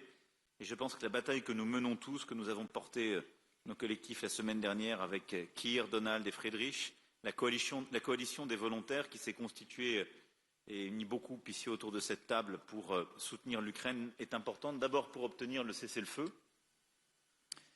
Et si besoin était, je crois que les dernières heures ont montré à cet égard que la Russie n'avait pas envie de cessez-le-feu. Et que s'il n'y a pas une pression accrue des Européens et des Américains pour obtenir ce résultat, il ne sera pas spontané. Et au fond, la Russie veut reprendre des discussions qui sont connues, celles qui se sont tenues entre février et mai 2022, qui n'ont pas empêché les crimes de guerre à Boutcha et ailleurs et qui n'ont donné aucun résultat. Et nous devons pousser sur ce chemin et bâtir une paix juste et durable pour l'Ukraine. C'est aussi tout le travail qui est en train d'être finalisé et j'espère qu'il sera parachevé et qui permettra un traité de paix entre l'Arménie et l'Azerbaïdjan. Et je veux dire ici vraiment à Nicole et Ilham notre plein soutien à tous pour obtenir sur ce chemin la signature de ce traité de paix. C'est d'avancer sur des questions qui restent entre Belgrade et Pristina. C'est d'apporter notre soutien à la Moldavie, victime chaque jour des ingérences russes. Et c'est rappeler l'importance d'échéances électorales en cours qui, là aussi, on le sait très bien, font l'objet de telles ingérences. Et enfin, comme vient de le dire Antonio, c'est nous coordonner pour apporter une réponse tous ensemble à la situation humanitaire inacceptable à Gaza, obtenir là aussi un cessez-le-feu immédiat, une réponse humanitaire, puis une réponse politique, qui est la seule possibilité d'avoir un chemin qui est clé pour l'unité de nos pays et les principes que nous défendons, mais qui est aussi le seul moyen, au vu du reste du monde, d'être compris sur ce que nous faisons sur l'Ukraine. Et je ne compare aucune situation, mais je veux insister pour nous tous sur cela. L'essentiel de l'humanité, la Chine, l'Inde, le continent africain, le proche Moyen-Orient, le Pacifique et l'Asie et l'Amérique latine nous regardent. Parfois, ils ne comprennent pas totalement ce qu'on fait sur l'Ukraine, soyons lucides, mais il faut l'assumer et l'expliquer. Mais elles ne nous comprennent plus du tout sur l'Ukraine quand nous restons silencieux sur Gaza. Qu'elles nous disent, vous êtes étranges, vous nous dites que notre vie est en jeu quand il y a la souveraineté territoriale qui est attaquée, puis vous fermez les yeux quand il y a un massacre. Et je ne compare rien, je sais les histoires, mais je veux vraiment ici nous réveiller collectivement sur la cohérence que nous devons tenir sur ces points. Au fond, nous le voyons, toutes ces situations montrent le besoin de paix, la nécessité évidemment de revenir par la diplomatie, mais c'est le chemin sur lequel nous devons trouver l'unité pour notre sécurité et sur lequel nous devons construire aussi une réponse collective. Et derrière, pour être crédible, là aussi, avoir une réponse commune. Une large majorité d'entre nous font partie de l'OTAN, mais nous avons aussi besoin d'avoir un pilier européen fort dans l'OTAN et d'agir en Européen pour notre sécurité collective. Et les dernières semaines et les derniers mois l'ont montré. Et l'Europe large prend encore plus de force et de pertinence dans le moment que nous vivons pour justement assurer sa propre sécurité. La communauté politique européenne est aussi l'espace qui permet de bâtir la sûreté pour nos populations. Et à cet égard, la lutte contre les trafics de drogue, le narcotrafic, la lutte contre l'immigration illégale sont des sujets essentiels que nous avons commencé à évoquer tous ensemble et sur lesquels je souhaite que nous puissions ensemble commencer à structurer des coalitions d'États, d'organisations internationales, d'agences européennes spécialisées pour lutter contre les trafics, notamment portuaires et fluviaux, et bâtir des échanges de données, lutter contre le financement illicite, le blanchiment et la corruption, et renforcer les programmes de prévention. C'est une bataille qui est clé, qui est attendue par nos populations. Tous ces trafics sont liés entre eux, et la communauté politique européenne est aussi l'espace qui permet de bâtir des coopérations très concrètes en la matière. Troisième élément, c'est la sécurité démocratique. Alain a versé la porte ô combien dans tous ses discours et à travers son organisation. Mais nous voyons à travers nos élections, la Roumanie le vit en ce moment, je l'évoquais, la Moldavie l'a vécu il y a très peu de temps, nous avons très clairement des menaces qui sapent l'intégrité de nos démocraties, qui minent leur résilience, et nous subissons des manipulations lors des périodes électorales, mais des ingérences informationnelles étrangères à peu près tout le temps. Et c'est quelque chose qui sape la sécurité démocratique de notre Europe. Et donc face à cela, et à ces fameuses FIMIS, nous avons lancé à Blenheim l'initiative qui a été portée avec Maya Sandu en créant un réseau de points de contact au niveau de la CPE pour améliorer la coopération entre nous. Et il faut aller plus loin en protégeant mieux nos infrastructures critiques face aux cyberattaques, en renforçant nos cadres réglementaires sur les contenus illicites en ligne, en traquant les flux financiers qui alimentent ces actions hybrides, mais cette sécurité démocratique est essentielle. Sinon, en particulier la Russie, continueront de déstabiliser nos opinions publiques pour bouger les lignes. La Commission européenne, je le sais, a des initiatives en cours, mais ce qui a été porté par Maya à Blenheim, je pense, est un point important sur lequel on peut accrocher tout ça. Puis le dernier point, c'est la sécurité économique. Je l'évoquais à Budapest, mais je pense qu'on n'a pas encore suffisamment pris la mesure que nous constituons un marché de 700 millions d'habitants. Et ce marché a une puissance extraordinaire. Il est beaucoup plus gros que le marché américain, il est beaucoup plus cohérent. Et en fait, compte tenu du niveau de vie moyen, il est plus structurant que le marché chinois. Si nous savons agir tous ensemble, c'est une énorme puissance de feu. D'abord, en renforçant les coopérations, en abattant les barrières tarifaires, en ayant de la convergence réglementaire, pour faire de notre grande Europe, de notre large Europe, quelque chose de beaucoup plus uni sur le plan commercial et sur le plan de l'intégration économique. C'est tous les débats qu'on a entre l'Union européenne et Royaume-Uni et qui sont menés en ce moment, mais c'est aussi les débats qu'on avait eus et que vous aviez structurés, en particulier Alexandre et Eddy sur toute la région. Mais je souhaite qu'on puisse vraiment aller beaucoup plus loin sur cette intégration économique de la région, indépendamment des sujets d'élargissement et d'Union européenne. Et je pense que nous devons nous coordonner très fortement pour faire face à toutes les attaques extérieures ou, au fond, à tout ce qui crée de la concurrence déloyale. On est tous face aux tarifs américains, coordonnons-nous. On sera beaucoup plus fort si on se coordonne avec un marché de 700 millions d'habitants et de consommateurs.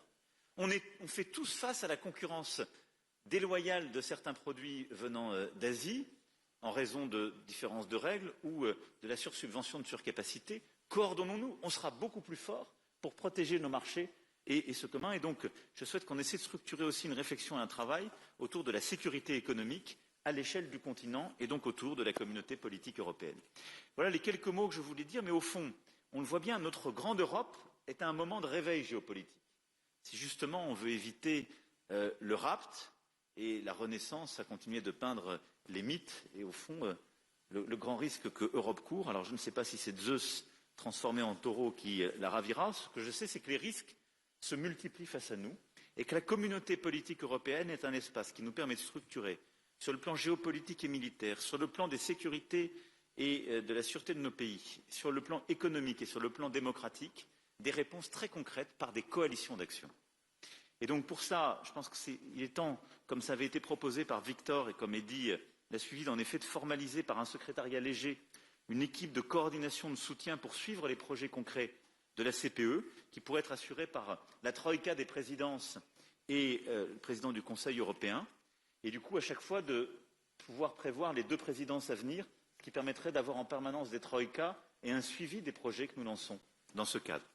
En tout cas, Eddy, merci de nous permettre de nous retrouver à Tirana et merci pour l'hospitalité et l'amour lyrique de notre Europe que tu portes.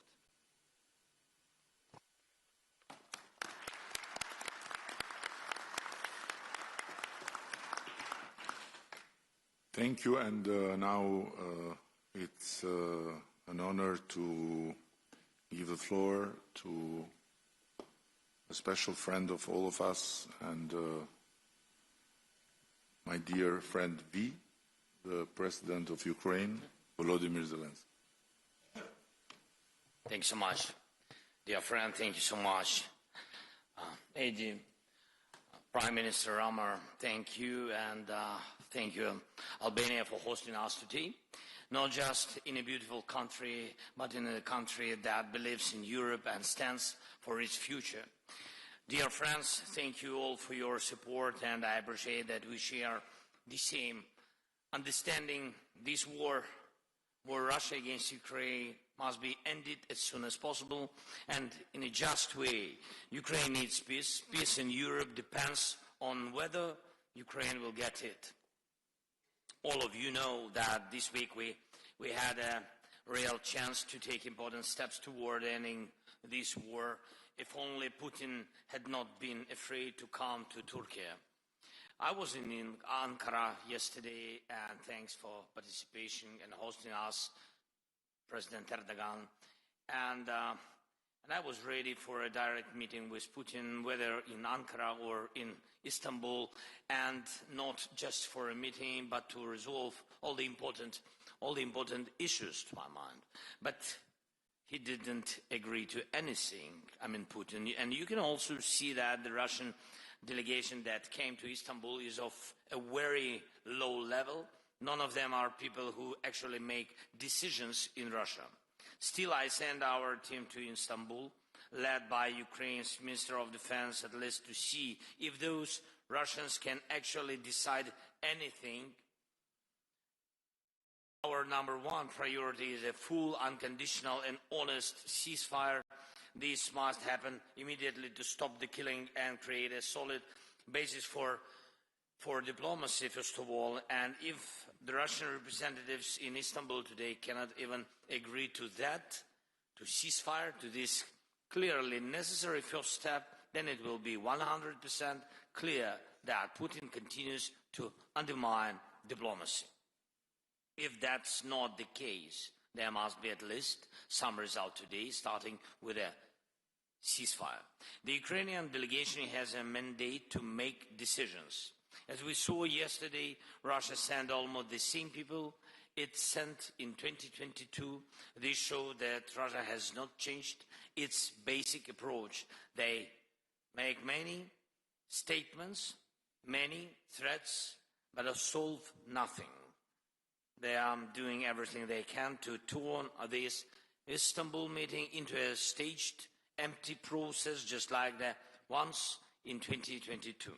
It's not us or Western leaders who are disrupting the negotiation as the Russians have been claiming for years. It's Russians who send empty heads to the talks. And that's what destroys the meaning of diplomacy. So if it turns out that the Russian delegation really is just theatrical and can't deliver any results today, the world must respond. There needs to be a strong reaction, including sanctions against Russia's energy sector and banks. Pressure must continue to rise until real progress is made. Ukraine is ready to take all realistic steps to end this war. I call on Putin to give his delegation real authority, and we need a full stop to the killing, long enough to give diplomacy a real chance. Secondly, we must build at least a minimum level of trust in the negotiation process.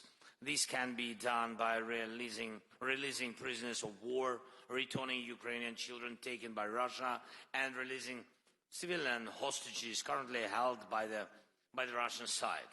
Third, we need to clearly define which issues must be handled at the leadership level, not below. And we all know who makes the real decisions in Russia.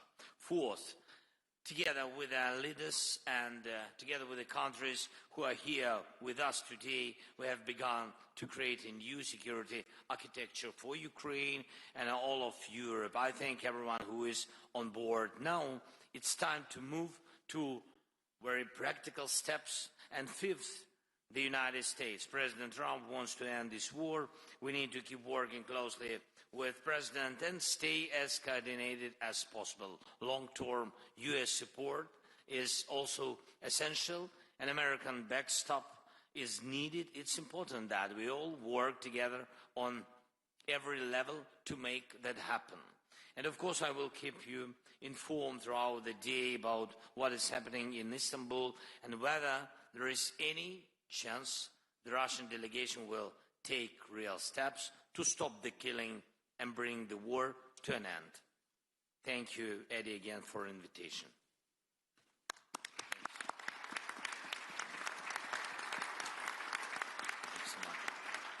Thank you so much, and it's a particular honor to have here with us, and always a special guest in Albania, the President of Turkey, Recep Tayyip Erdogan. Mr. President, you have the floor.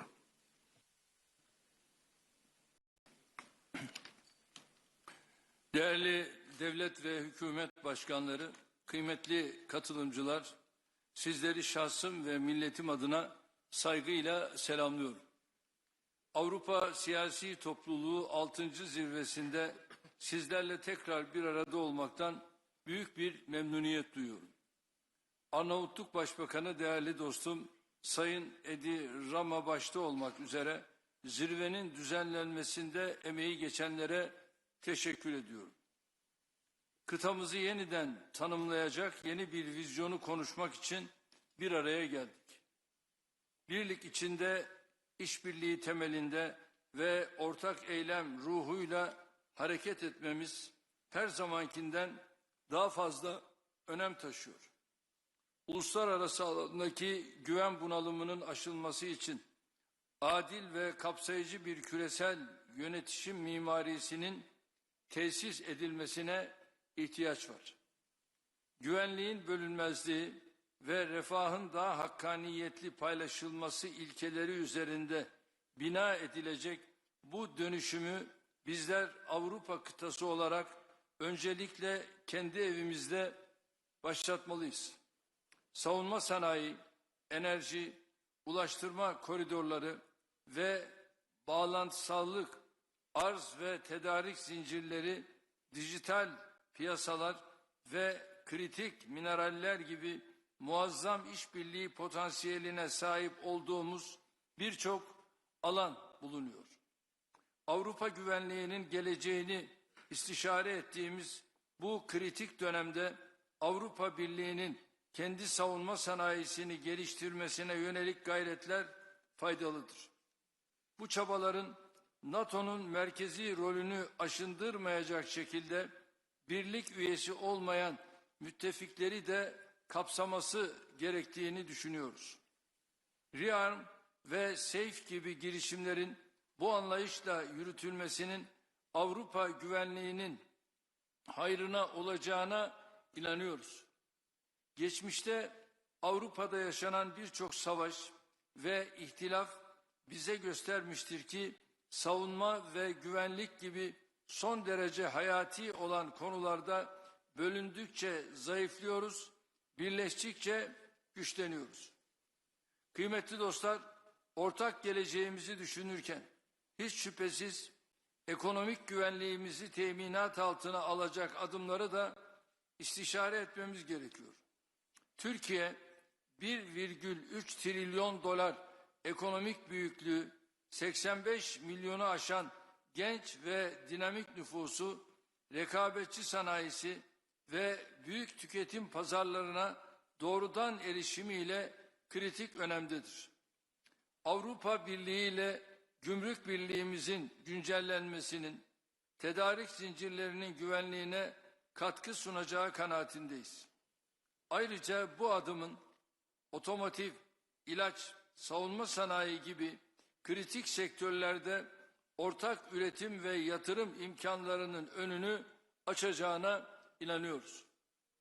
İnsanlarımızın ve dolayısıyla mal, hizmet ve sermayenin hareketliliğini kısıtlayan Schengen gibi vize uygulamalarının da gözden geçirilmesi şart.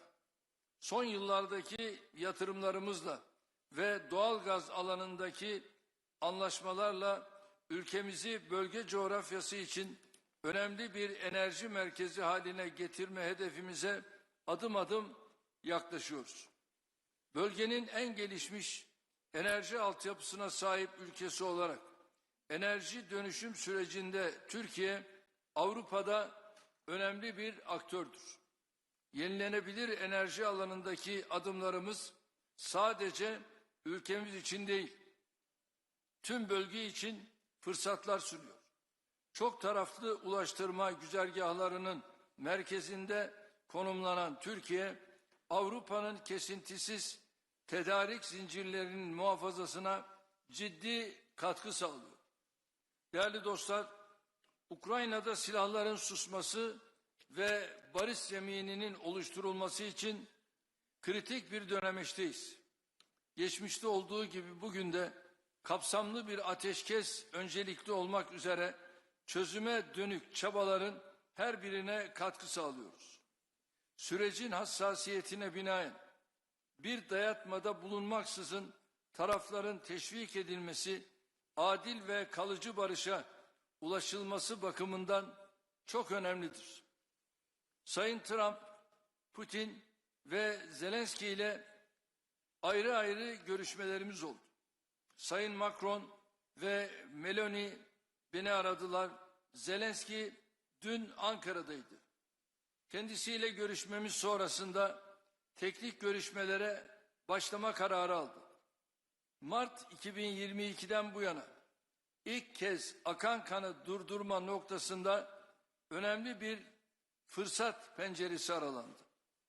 Nitekim şu anda İstanbul'da Dışişleri Bakanımın riyasetinde görüşmeler Rusya, Ukrayna, Türkiye arasında devam ediyor. Bunun heba edilmemesi gerektiğine inanıyorum. Gelinen aşamada barışın süratle tesisi için Ukrayna ve Rusya arasında diyalog kanallarının açık tutulması için buradaki tüm ortaklarımızın desteğine güveniyoruz. Her zaman ifade ettiğim gibi adil bir barışın kaybedeni olmayacaktır. Türkiye bu süreçte üzerine düşenleri yapmaya devam edecektir. Sayın devlet ve hükümet başkanları, Gazze'de 20 aydır eşi görülmemiş bir insani felaket yaşanıyor. Her gün çoğu çocuk ve kadın, onlarca masum katlediliyor. Buna dur demek, artık yeter demek mecburiyetindeyiz. Netanyahu'nun uzlaşmaz, saldırgan ve kibirli tutumu Gazze ile birlikte tüm bölgemizi, burada yaşayan farklı inançlardan insanları da tehlikeye atıyor. Gazze'de ateşkesin tesisi için de Avrupa'nın gereken iştiyak ve ilgiyi göstermesini bekliyoruz. Gazze'de 2 milyondan fazla insanın açlığa mahkum edilmesi karşısında uluslararası camianın eylemsiz kalması ne vicdani kıstaslarla ne insanlık onuruyla bağdaşmaktadır. Kalıcı ateşkesin yanı sıra insani yardım sevkiyatının teminat altına alınması ve Gazze'nin yeniden yaşanabilir hale getirilmesi için de tüm imkanlarımızı seferber etmeliyiz. Esas hedefimiz ise sürdürülebilir tek çözümü teşkil edecek olan 2 devletli çözümü hayata geçirmek olmalıdır. Suriye'de yaklaşık 14 yıldır süren çatışmaların sona ermesiyle yeni ve umut dolu bir sayfa açılmıştır. Amerikan Başkanı Sayın Trump'ın Suriye'ye yönelik yaptırımları kaldıracağını duyurması, Suriye'nin bir an önce refaha kavuşması için atılmış çok kıymetli bir adımdır. Bu kararıyla Sayın Trump, bölgesel istikrara ve kalkınmaya verdiği önemi bir kez daha göstermiştir. Söz konusu kararın diğer ülkelere de örnek olmasını diliyoruz. Avrupa Birliği tarafından sabık rejime yönelik getirilen yaptırımların aynı şekilde ivedilikle kaldırılmasını, yeniden imar faaliyetleri için mali destek sağlanmasını bekliyoruz. Elbette bu destek ülke dışındaki Suriyelilerin gönüllü, onurlu ve güvenli geri dönüşlerini de hızlandırıcı bir etki yapacaktır. Kıymetli devlet ve hükümet başkanları, belirsizliklerin arttığı mevcut ortam bizleri ortak çözümler etrafında kenetlenmeye mecbur kılıyor. Dayanışmayı, kaynaklarımızı iyi kullanmayı ve samimi işbirliğini sağladığımızda kıta olarak üstesinden gelemeyeceğimiz tehdit ve sınama kalmayacağına canı gönülden inanıyorum. Bu düşüncelerle toplantımızın güvenli, müreffeh ve istikrarlı bir Avrupa için hayırlar getirmesini temenni ediyor. Hepinize saygılarımı sunuyorum.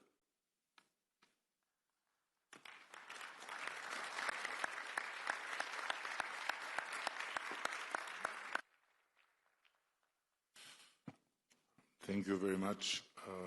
Now it's an honor on behalf of the people of the Protectorate of Albania to give the floor to the Italian Prime Minister and Protector of our country, Giorgia Meloni. Dear colleagues, good morning everyone, and let me say thanks to Eddie, not for being a protectorate, but for his warm hospitality and the summit, and also for making me feel very young again with that video he showed in the inauguration. And I want also to congratulate Eddie for his absolutely unexpected re-election as the leader here of the Albanian government. I'm happy that Europe will continue to count on his spirit and his determination. Albania is hosting the European political community for the first time. I value it as particularly significant, not only for this nation, but for all of us. I have always considered the European identity as fact, established by history even before geography. A concept harder to enclose in a definition than to understand by impulse. Albania is, of course, Europe, just like Italy or Serbia or Norway, regardless of whether they are part of this or that organization. That is why it always makes me smile when someone attempts to claim the right to decide who's European and who's not. Among the states that are around this table today, several have decided not to join the EU, others aspire to be part of it. Both are no less European than the 27 EU member states. Yet the EU is today the soundest common home to achieve what I like to call the European reunification, attained amongst people who may differ from one another, and yet they are a part of one whole, like the different fingers of a hand. Peoples who have fought each other over the centuries, yet are in reality one single people. Also, for this reason, being here today means taking a step forward in the historic process of reunifying Europe, because if we really want to build a new Europe in a new world,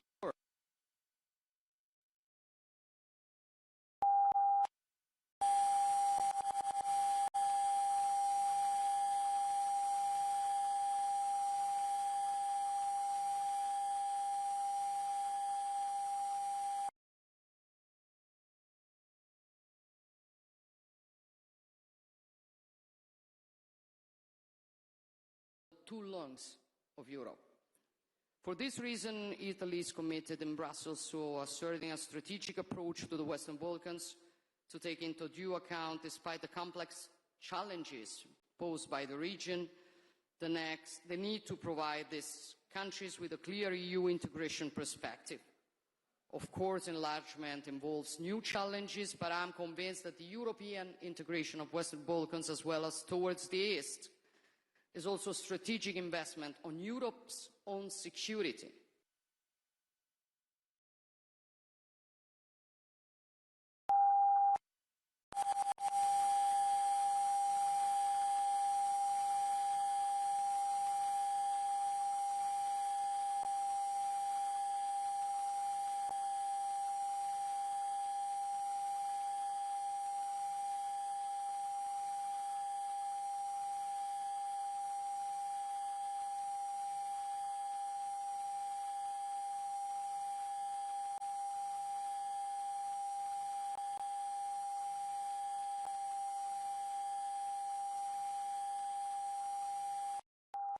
Like a domino, to reigniting or detonating other crisis hotbeds.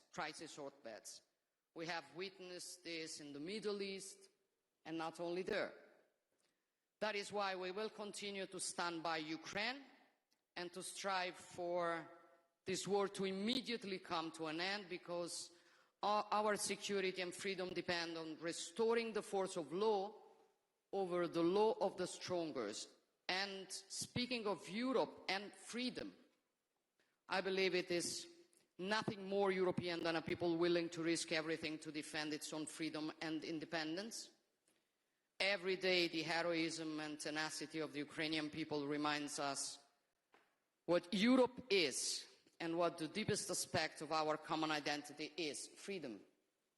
We defend our freedom and we want peace. Volodymyr and the Ukrainian people want peace, and we newly witnessed it yesterday. The world saw who was really willing to sit at a negotiation table and who was not. And this shows also with respect to certain propaganda who looks for peace and who doesn't. At the same time, we must not interpret what happened yesterday as a setback and throw in the towel. Instead, we must insist with determination to finally achieve an unconditional ceasefire and a true peace agreement with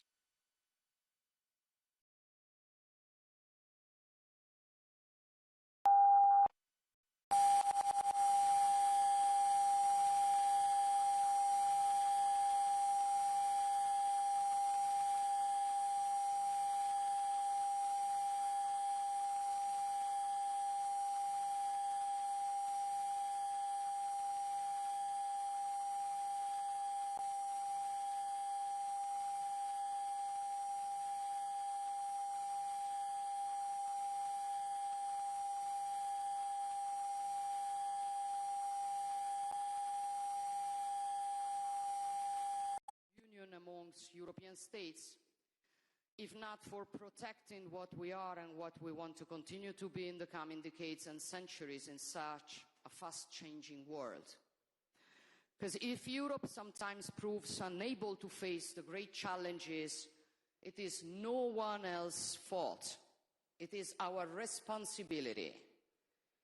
And it is up to us to choose whether to go along a decline or instead fight it. And if we decide to fight it, first of all, we need to regain awareness, which is mainly awareness of who we are, what the European civilization is, of the great achievements it has accomplished across the history of humankind. A synthesis of values resulting from the encounter between Greek philosophy, Roman law, Christian humanism, a synthesis of values that allowed European civilization to conceive a world in which the person is central, life is sacred, and human beings are free and equal. A civilization that respects the identities of the others without denying its own, and that builds peace where instead others see destruction. We are this. We are this before everything. And I think we have, first of all, to remember it every day if we want to build a Europe up to the role received from history. Thank you.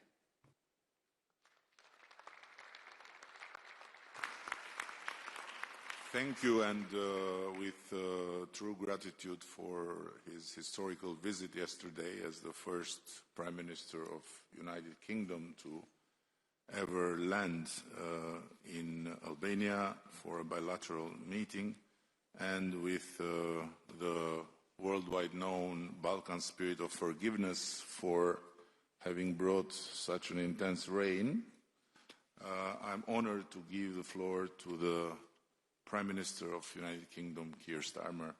Thank you, and the floor is yours. Thank you, Eddie, and it's really good to see everyone around the table here today. And thank you, Eddie, for bringing us together. I would remind you it was sunny when I got off the plane yesterday morning. We brought the sun from London, and this rumour that the weather is down to the British is completely wrong. But look, you've brought us together, Eddie. It is a really important day, a really important meeting, because this is a crucial moment for our continent. And that's been reflected, I think, in the remarks of everybody so far. And I was struck by your opening words, Eddie, because we are entering a new era. We are all saying that, and we need to recognise that it's a new era, but it's one characterised by volatility and instability, sadly. That is the new era that we are entering. As we do so, the opportunity for all European leaders to come together, each of us facing challenges for our security and our economies.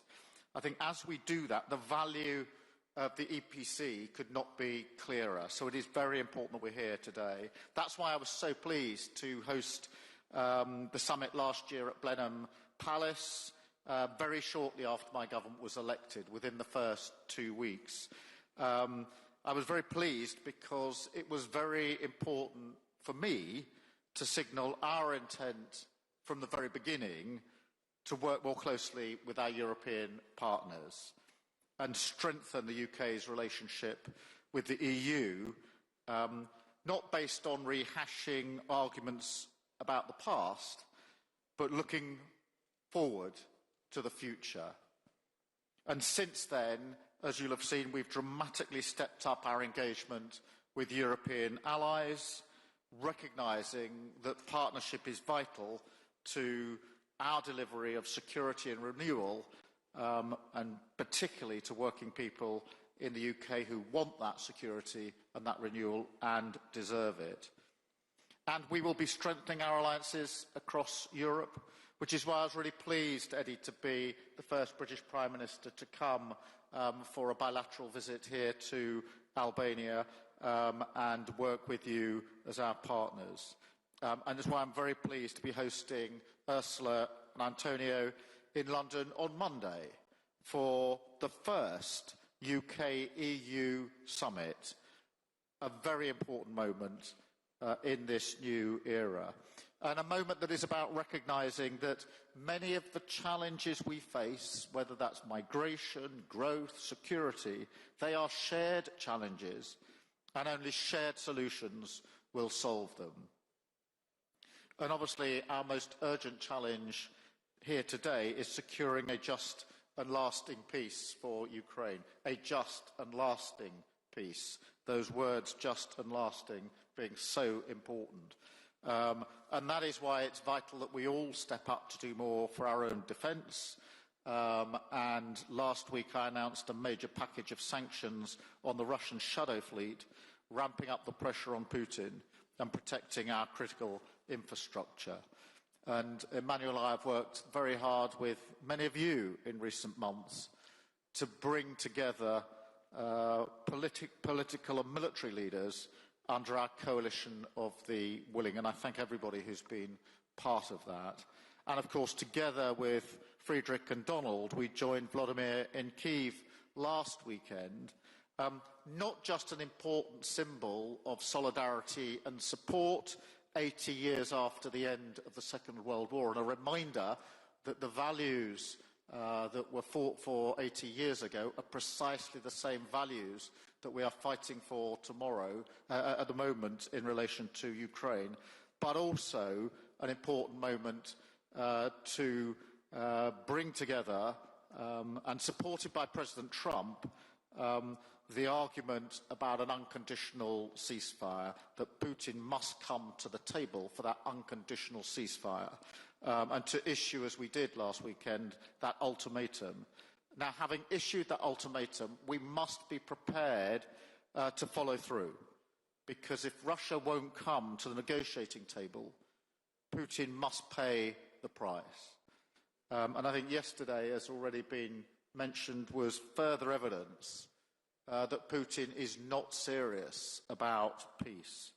Russia is dragging its feet and playing games, whilst Ukraine has shown itself to be the party of peace. And Vladimir, your leadership throughout this conflict, your leadership in fighting the Russian aggression and the resilience and courage of the Ukrainian people is, I think, something for us all to hold up, but also your leadership in the fight for peace, because it was you that put on the table some weeks ago now the unconditional ceasefire. So Ukraine is clearly the party of peace, and we all need to line up as allies to ensure that we get the ceasefire that is desperately needed and deliver sanctions if that is necessary.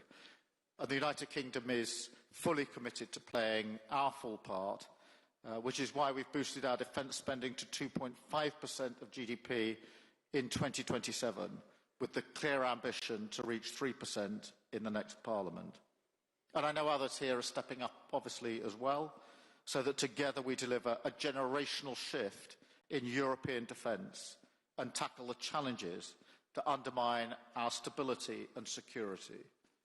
And those challenges include migration, a challenge that preys on the most vulnerable and places a huge strain on our immigration system, as well as our public services.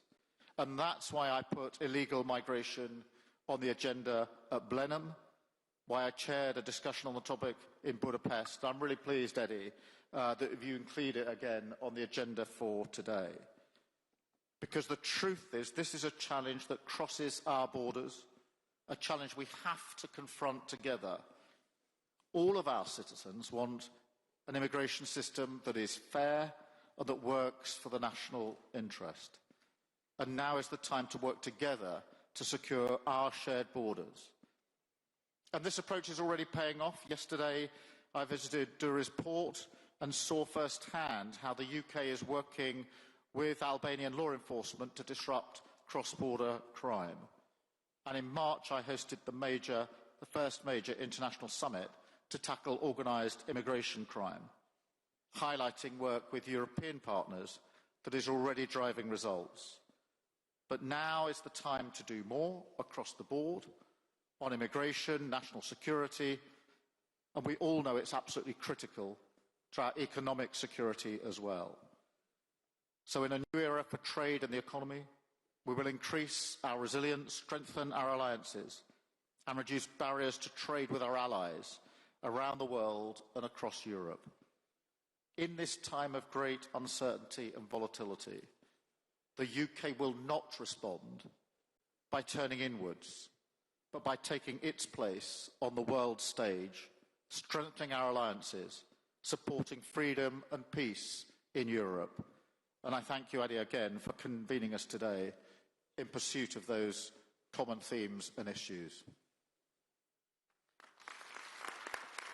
And it is a unique privilege to have the chance to congratulate in person in Tirana newly elected Chancellor of Germany. And it is, I believe, a lifetime chance to be the Prime Minister of Albania and have in your hands the possibility to give or not give the floor to the German Chancellor. So the floor is yours, dear Chancellor Merz, and congratulations, and we all look forward for the leadership of Germany. Thank you, Prime Minister, dear Edi Rama. Many thanks for your warm welcome and many thanks for your hospitality here in Tirana. And let me say that I'm very happy to be here and to have the honor and opportunity to be with you first time in this distinguished group of political leaders of Europe. Thank you to all of you who sent congratulations to my election, and I'm looking forward to a very close cooperation myself, but our new government as well, with all of you. So it's strongly needed, but we are ready to do so. Having said that, allow me to focus on 2 or 3 issues briefly. The first one is this European continent is challenged by something which we have not yet seen for decades, which is a very tough and strong war in Ukraine. This is not just a war against this country. If it were so, it was critical and terrible enough. But this is something which is directed against the entire political order of our continent. So you all know that Donald, Keir, Emmanuel and myself, we went to Kiev to see President Zelensky last Saturday, and we did that not just on our own behalf. Hopefully we did that on behalf of all of you, to show our decision and our commitment to this country and to this European political order. And we are determined, the 4 of us, and I hope all of you, that we have to continue to give support, strong support, politically, economically, financially, militarily, to this country. And our efforts have shown a very, very small diplomatic success. The fact that they are meeting today, first time for 3.5 years, is a very small but first positive signal. We have to do more on that, on diplomatic efforts, but we have to be very clear on our military support for this country as well. There should be no doubt that we are willing to continue to give our support. My second comment goes to our alliance with the United States. You know that my country is extremely grateful for what the Americans did after the Second World War. And we honored that several times in the last decade, especially last week when we celebrated, or when we thought about the 80 years of freedom and peace in Europe. I think that we have to undertake all efforts what we can to keep the Americans on our side. We cannot substitute or replace what the Americans still do for us in Europe, on our continent, and for our peace and freedom. We are faced with migration, and Keir Starmer mentioned that already. So let me give just one brief remark on us. We are faced with migration threats for a decade now. We are trying to resolve that. We will do anything what we can do jointly with the European Union, but we have to do something on our own. All what we are doing is in line with European law, and we are trying to coordinate our efforts with all our neighbors. And we are not willing to do anything what is giving new threats to you. But let's do it strictly, jointly, and efficiently. Third remark goes to our military procurement. We are all willing to spend more on military and on defense. That's true and necessary. But I have one demand. Don't let us talk about money only. We have to talk about efficiency, about the numbers of systems, and about economies of scale. We are not receiving enough material for our money. We are spending a lot of money, and we have to do more. But just spending more money on systems which are too numerous, on procurement which is too complicated, is not enough. So my country and my government is really ready to step forward in terms of more efficiency, better procurement, better cooperation on the European continent. And this is not against somebody outside the European Union. This is just in favor for us. And my last point is, if we are talking about competitiveness of our industries, this is for itself important enough. But we all know that our political systems, that our democracies are at risk. And so if we are showing ourselves able to resolve the problems, the war, the strong migration problems, the competitiveness of our industry, we will prove that our political systems, that our governments, that our democracy is strong enough to do that. And that is, in my view, something which we have all to keep in mind when we are dealing with these issues on the European level. Last but not least, a promise. I know that there were some critics about the German engagement or the German commitment to Europe, to the European institutions and to the European Union. I asked my government to be as much as possible present on the European level, in the Council of Ministers, on other European institutions like this one and others, to show that Germany is clearly committed to what is necessary now in Europe, and that we are willing to find a new approach on our European commitment. That's not because we love Europe so much. That is because we all know that we can only be successful jointly. So many thanks for your warm welcome in this group. I'm looking forward to cooperate with you. I'm feeling very much at home in this group of people. Thank you so much.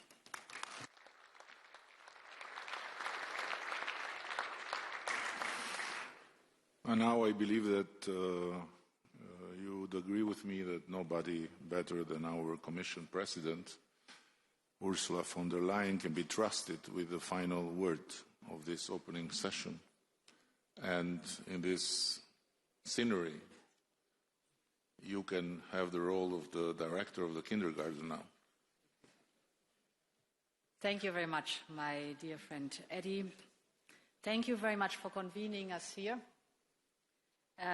Outstanding again, as we know you. And indeed, many of you said that the changes we are living through are historic, without any question. When the wall fell in 1990, the end of history was proclaimed. And you all remember that we assumed that economic and political freedom would eventually converge and that this would unite people. Now, as we are here today, history is back, and so are geopolitics. What we have perceived as a world order is becoming a world disorder, triggered not least by Putin's imperialistic ambitions and other geopolitical struggles. In recent years, and just as we spoke here, Emmanuel, the need for a wake-up call for Europe has often been articulated. Well, today Europe is awake, wide awake. And we know that we must leap forward. We have to close the innovation gap. Eddie, you mentioned it. We have to boost our competitiveness. We have to build our own resilience. And we have to widen and deepen the network of partnerships that we have around the world. We all have learned that when there are big crises, Europe certainly provides some of the big answers. And we all know it in the last years, the pandemic, the climate crisis, Russian war against Ukraine. All these are serious crises that have really challenged us, but Europe has emerged bigger and stronger from every crisis. Europe has moved closer together in the face of these turning points in history.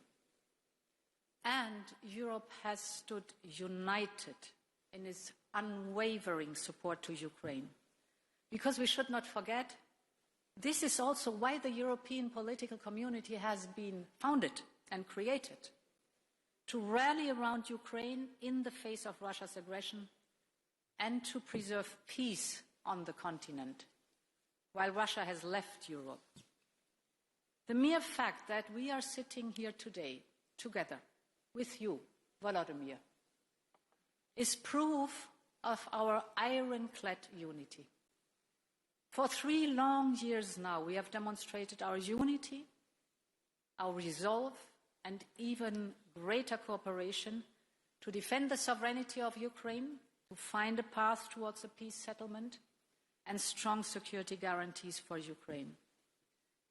And all along the way, most members of the EPC supported hard-hitting sanctions on Russia, and these sanctions are biting. Russia's oil and gas revenues have fallen by almost 80% compared to before the war. Russia's deficit is skyrocketing. Interest rates are prohibitively high. Inflation is on the rise, well above 10%. And we are ready to do more to bring Putin to the negotiation table. Many of the speakers mentioned it. This war has to end. You said it, Georgia. You said it, Keir. Volodymyr has described with others the roller coaster of the last days. To be very clear again, we want peace. And so we are working on a next set of sanctions. Main elements of this package will be, for example, sanctions on Nord Stream 1 and Nord Stream 2, further listing of vessels in the shadow fleet and lower the oil price cap, and more sanctions on Russia's financial sector, because we want peace and it is time to seriously engage on that. But we are also gathered here in Tirana to build our common future. And it was wonderful to listen to the different speakers. Our future of a Europe that is an era of shared prosperity. If we are successful in building this prosperity, and I have no doubt we will, that is the glue for stability and peace on our continent. This is stronger than any aggression, shared prosperity. To do this, connectivity must be high on our agenda. We are already creating such opportunities through our Ukraine facility and our growth plans for the Western Balkans and Moldova. And soon we will look at the Black Sea with a dedicated EU strategy for the Black Sea and a connectivity agenda linking Europe with Central Asia through our partners of the South Caucasus. This is an amazing vision to work on, to invest in cross-border transport infrastructure, the flow of trade, create digital links, connecting people around the European political community.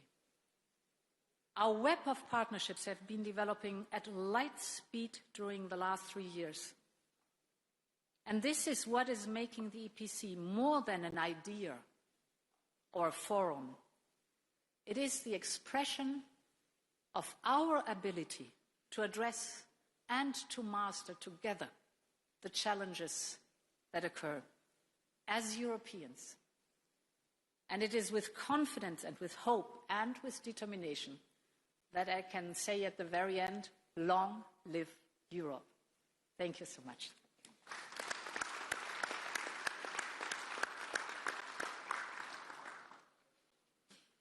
Thank you, and I want to share with you that in our first common law, written in Middle Age, there is a very fundamental chapter about hospitality. And it starts with a quote that goes, the house of the Albanian belonged to God and the guest. And that quote is really very profound, and it's the origin of the fact that we ended the Second World War as the only country that had more Jews after than before, because they were guests in this country, and they were protected with Albanian lives. But among many commandments, feeding well the guest is absolutely crucial. So please follow me now, and if you have been told by EU that there is no free lunch, you will change your conviction. There is, and there will always be for you anytime you come to Albania in whatever capacity. And in 1 hour, we have to go back and to make Europe work. Thank you. Thank you.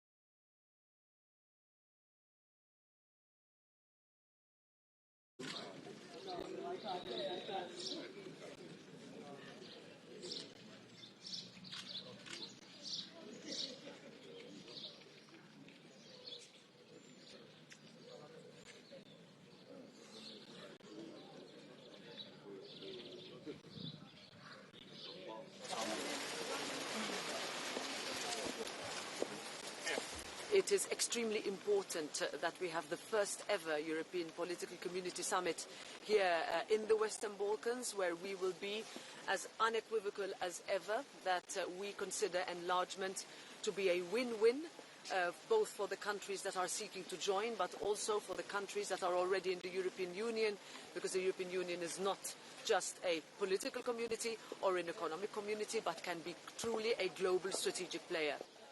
And we have always been the firmest.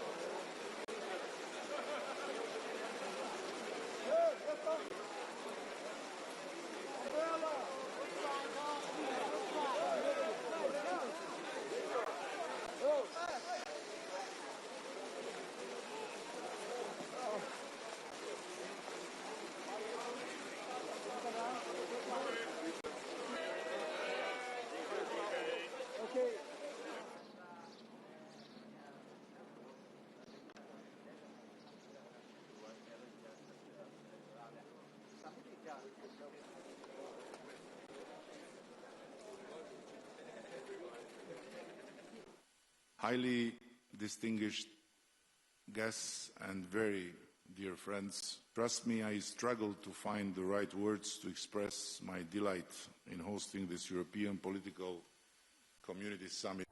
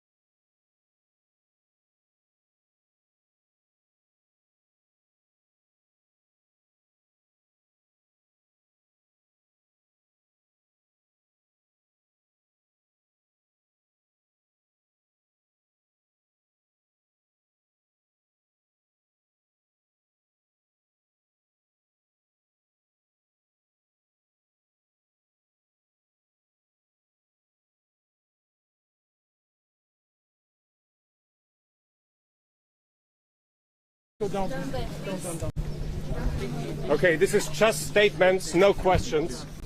And we'll wait for another 20 seconds. Phones down. Please don't push. Don't push it. Okay. Leave a place for the camera, please, because you have some colleagues here. Mettez les caméras et les micros là pour que vous ayez accès. Let the camera in the front. Everyone back. Half a meter back, please. 2 meters back. Everyone gets a shot.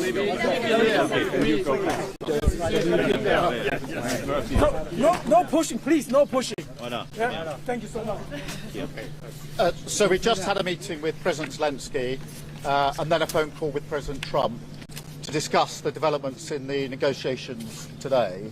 And the Russian position is clearly unacceptable and not for the first time. And so as a result of that meeting with President Zelensky and the discussion with President Trump, we are now closely aligning and coordinating our responses and will continue to do so.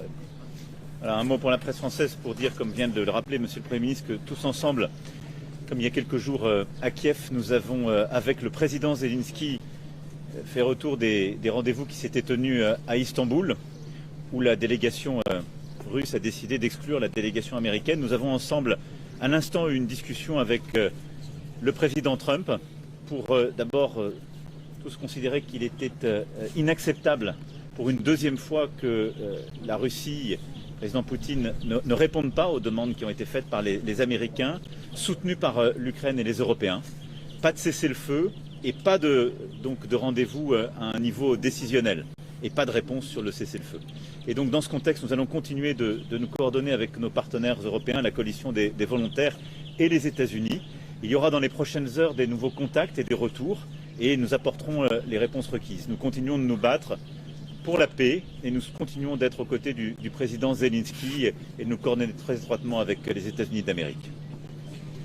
Innerhalb weniger Tage haben wir zum zweiten Mal heute mit dieser Gruppe und Präsident Zelensky über den Fortgang der Bemühungen um Waffenstillstandsgespräche mit Russland gesprochen. Ich bin sehr dankbar, dass wir auch hier heute in Tirana die Gelegenheit hatten, dies noch einmal zusammen zu besprechen. Wir sind uns einig darüber, dass die russische Seite eine gute Gelegenheit gehabt hätte, in dieser Woche erste Gespräche über ein Friedensabkommen mit einem vorangegangenen Waffenstillstandsabkommen zu führen. Wir sind sehr enttäuscht, dass dies nicht stattgefunden hat. Es lag der Ball ausschließlich bei Russland. Es waren alle Bedingungen erfüllt, um ein gutes erstes Gespräch zu führen. Wir haben darüber auch gerade noch einmal mit Präsident Trump gesprochen.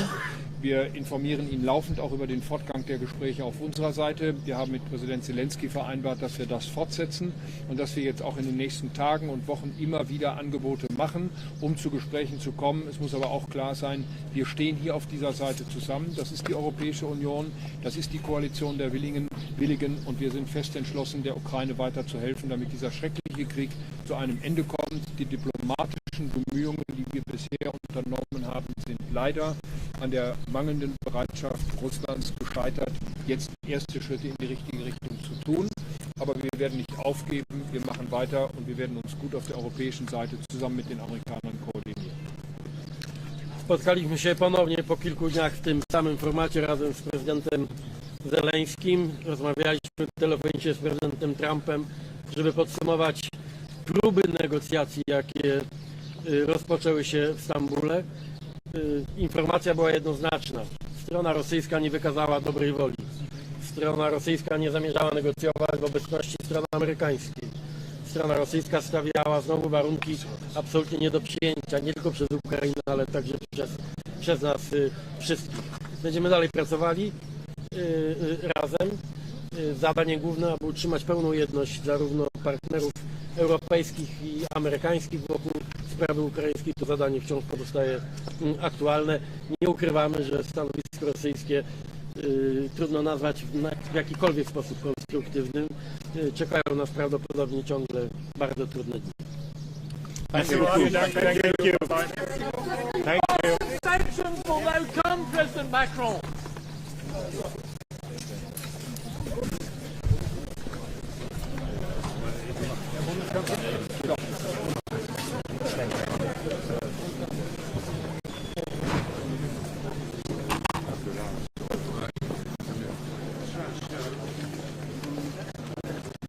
perdu sa perche, putain.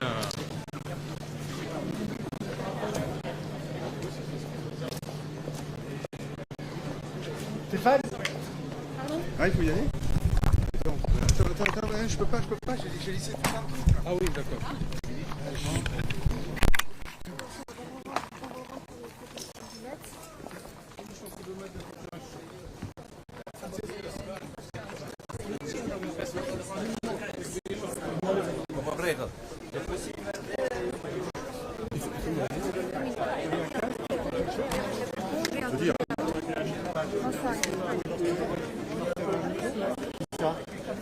Ouais, il a un micro. T'as un micro ou pas?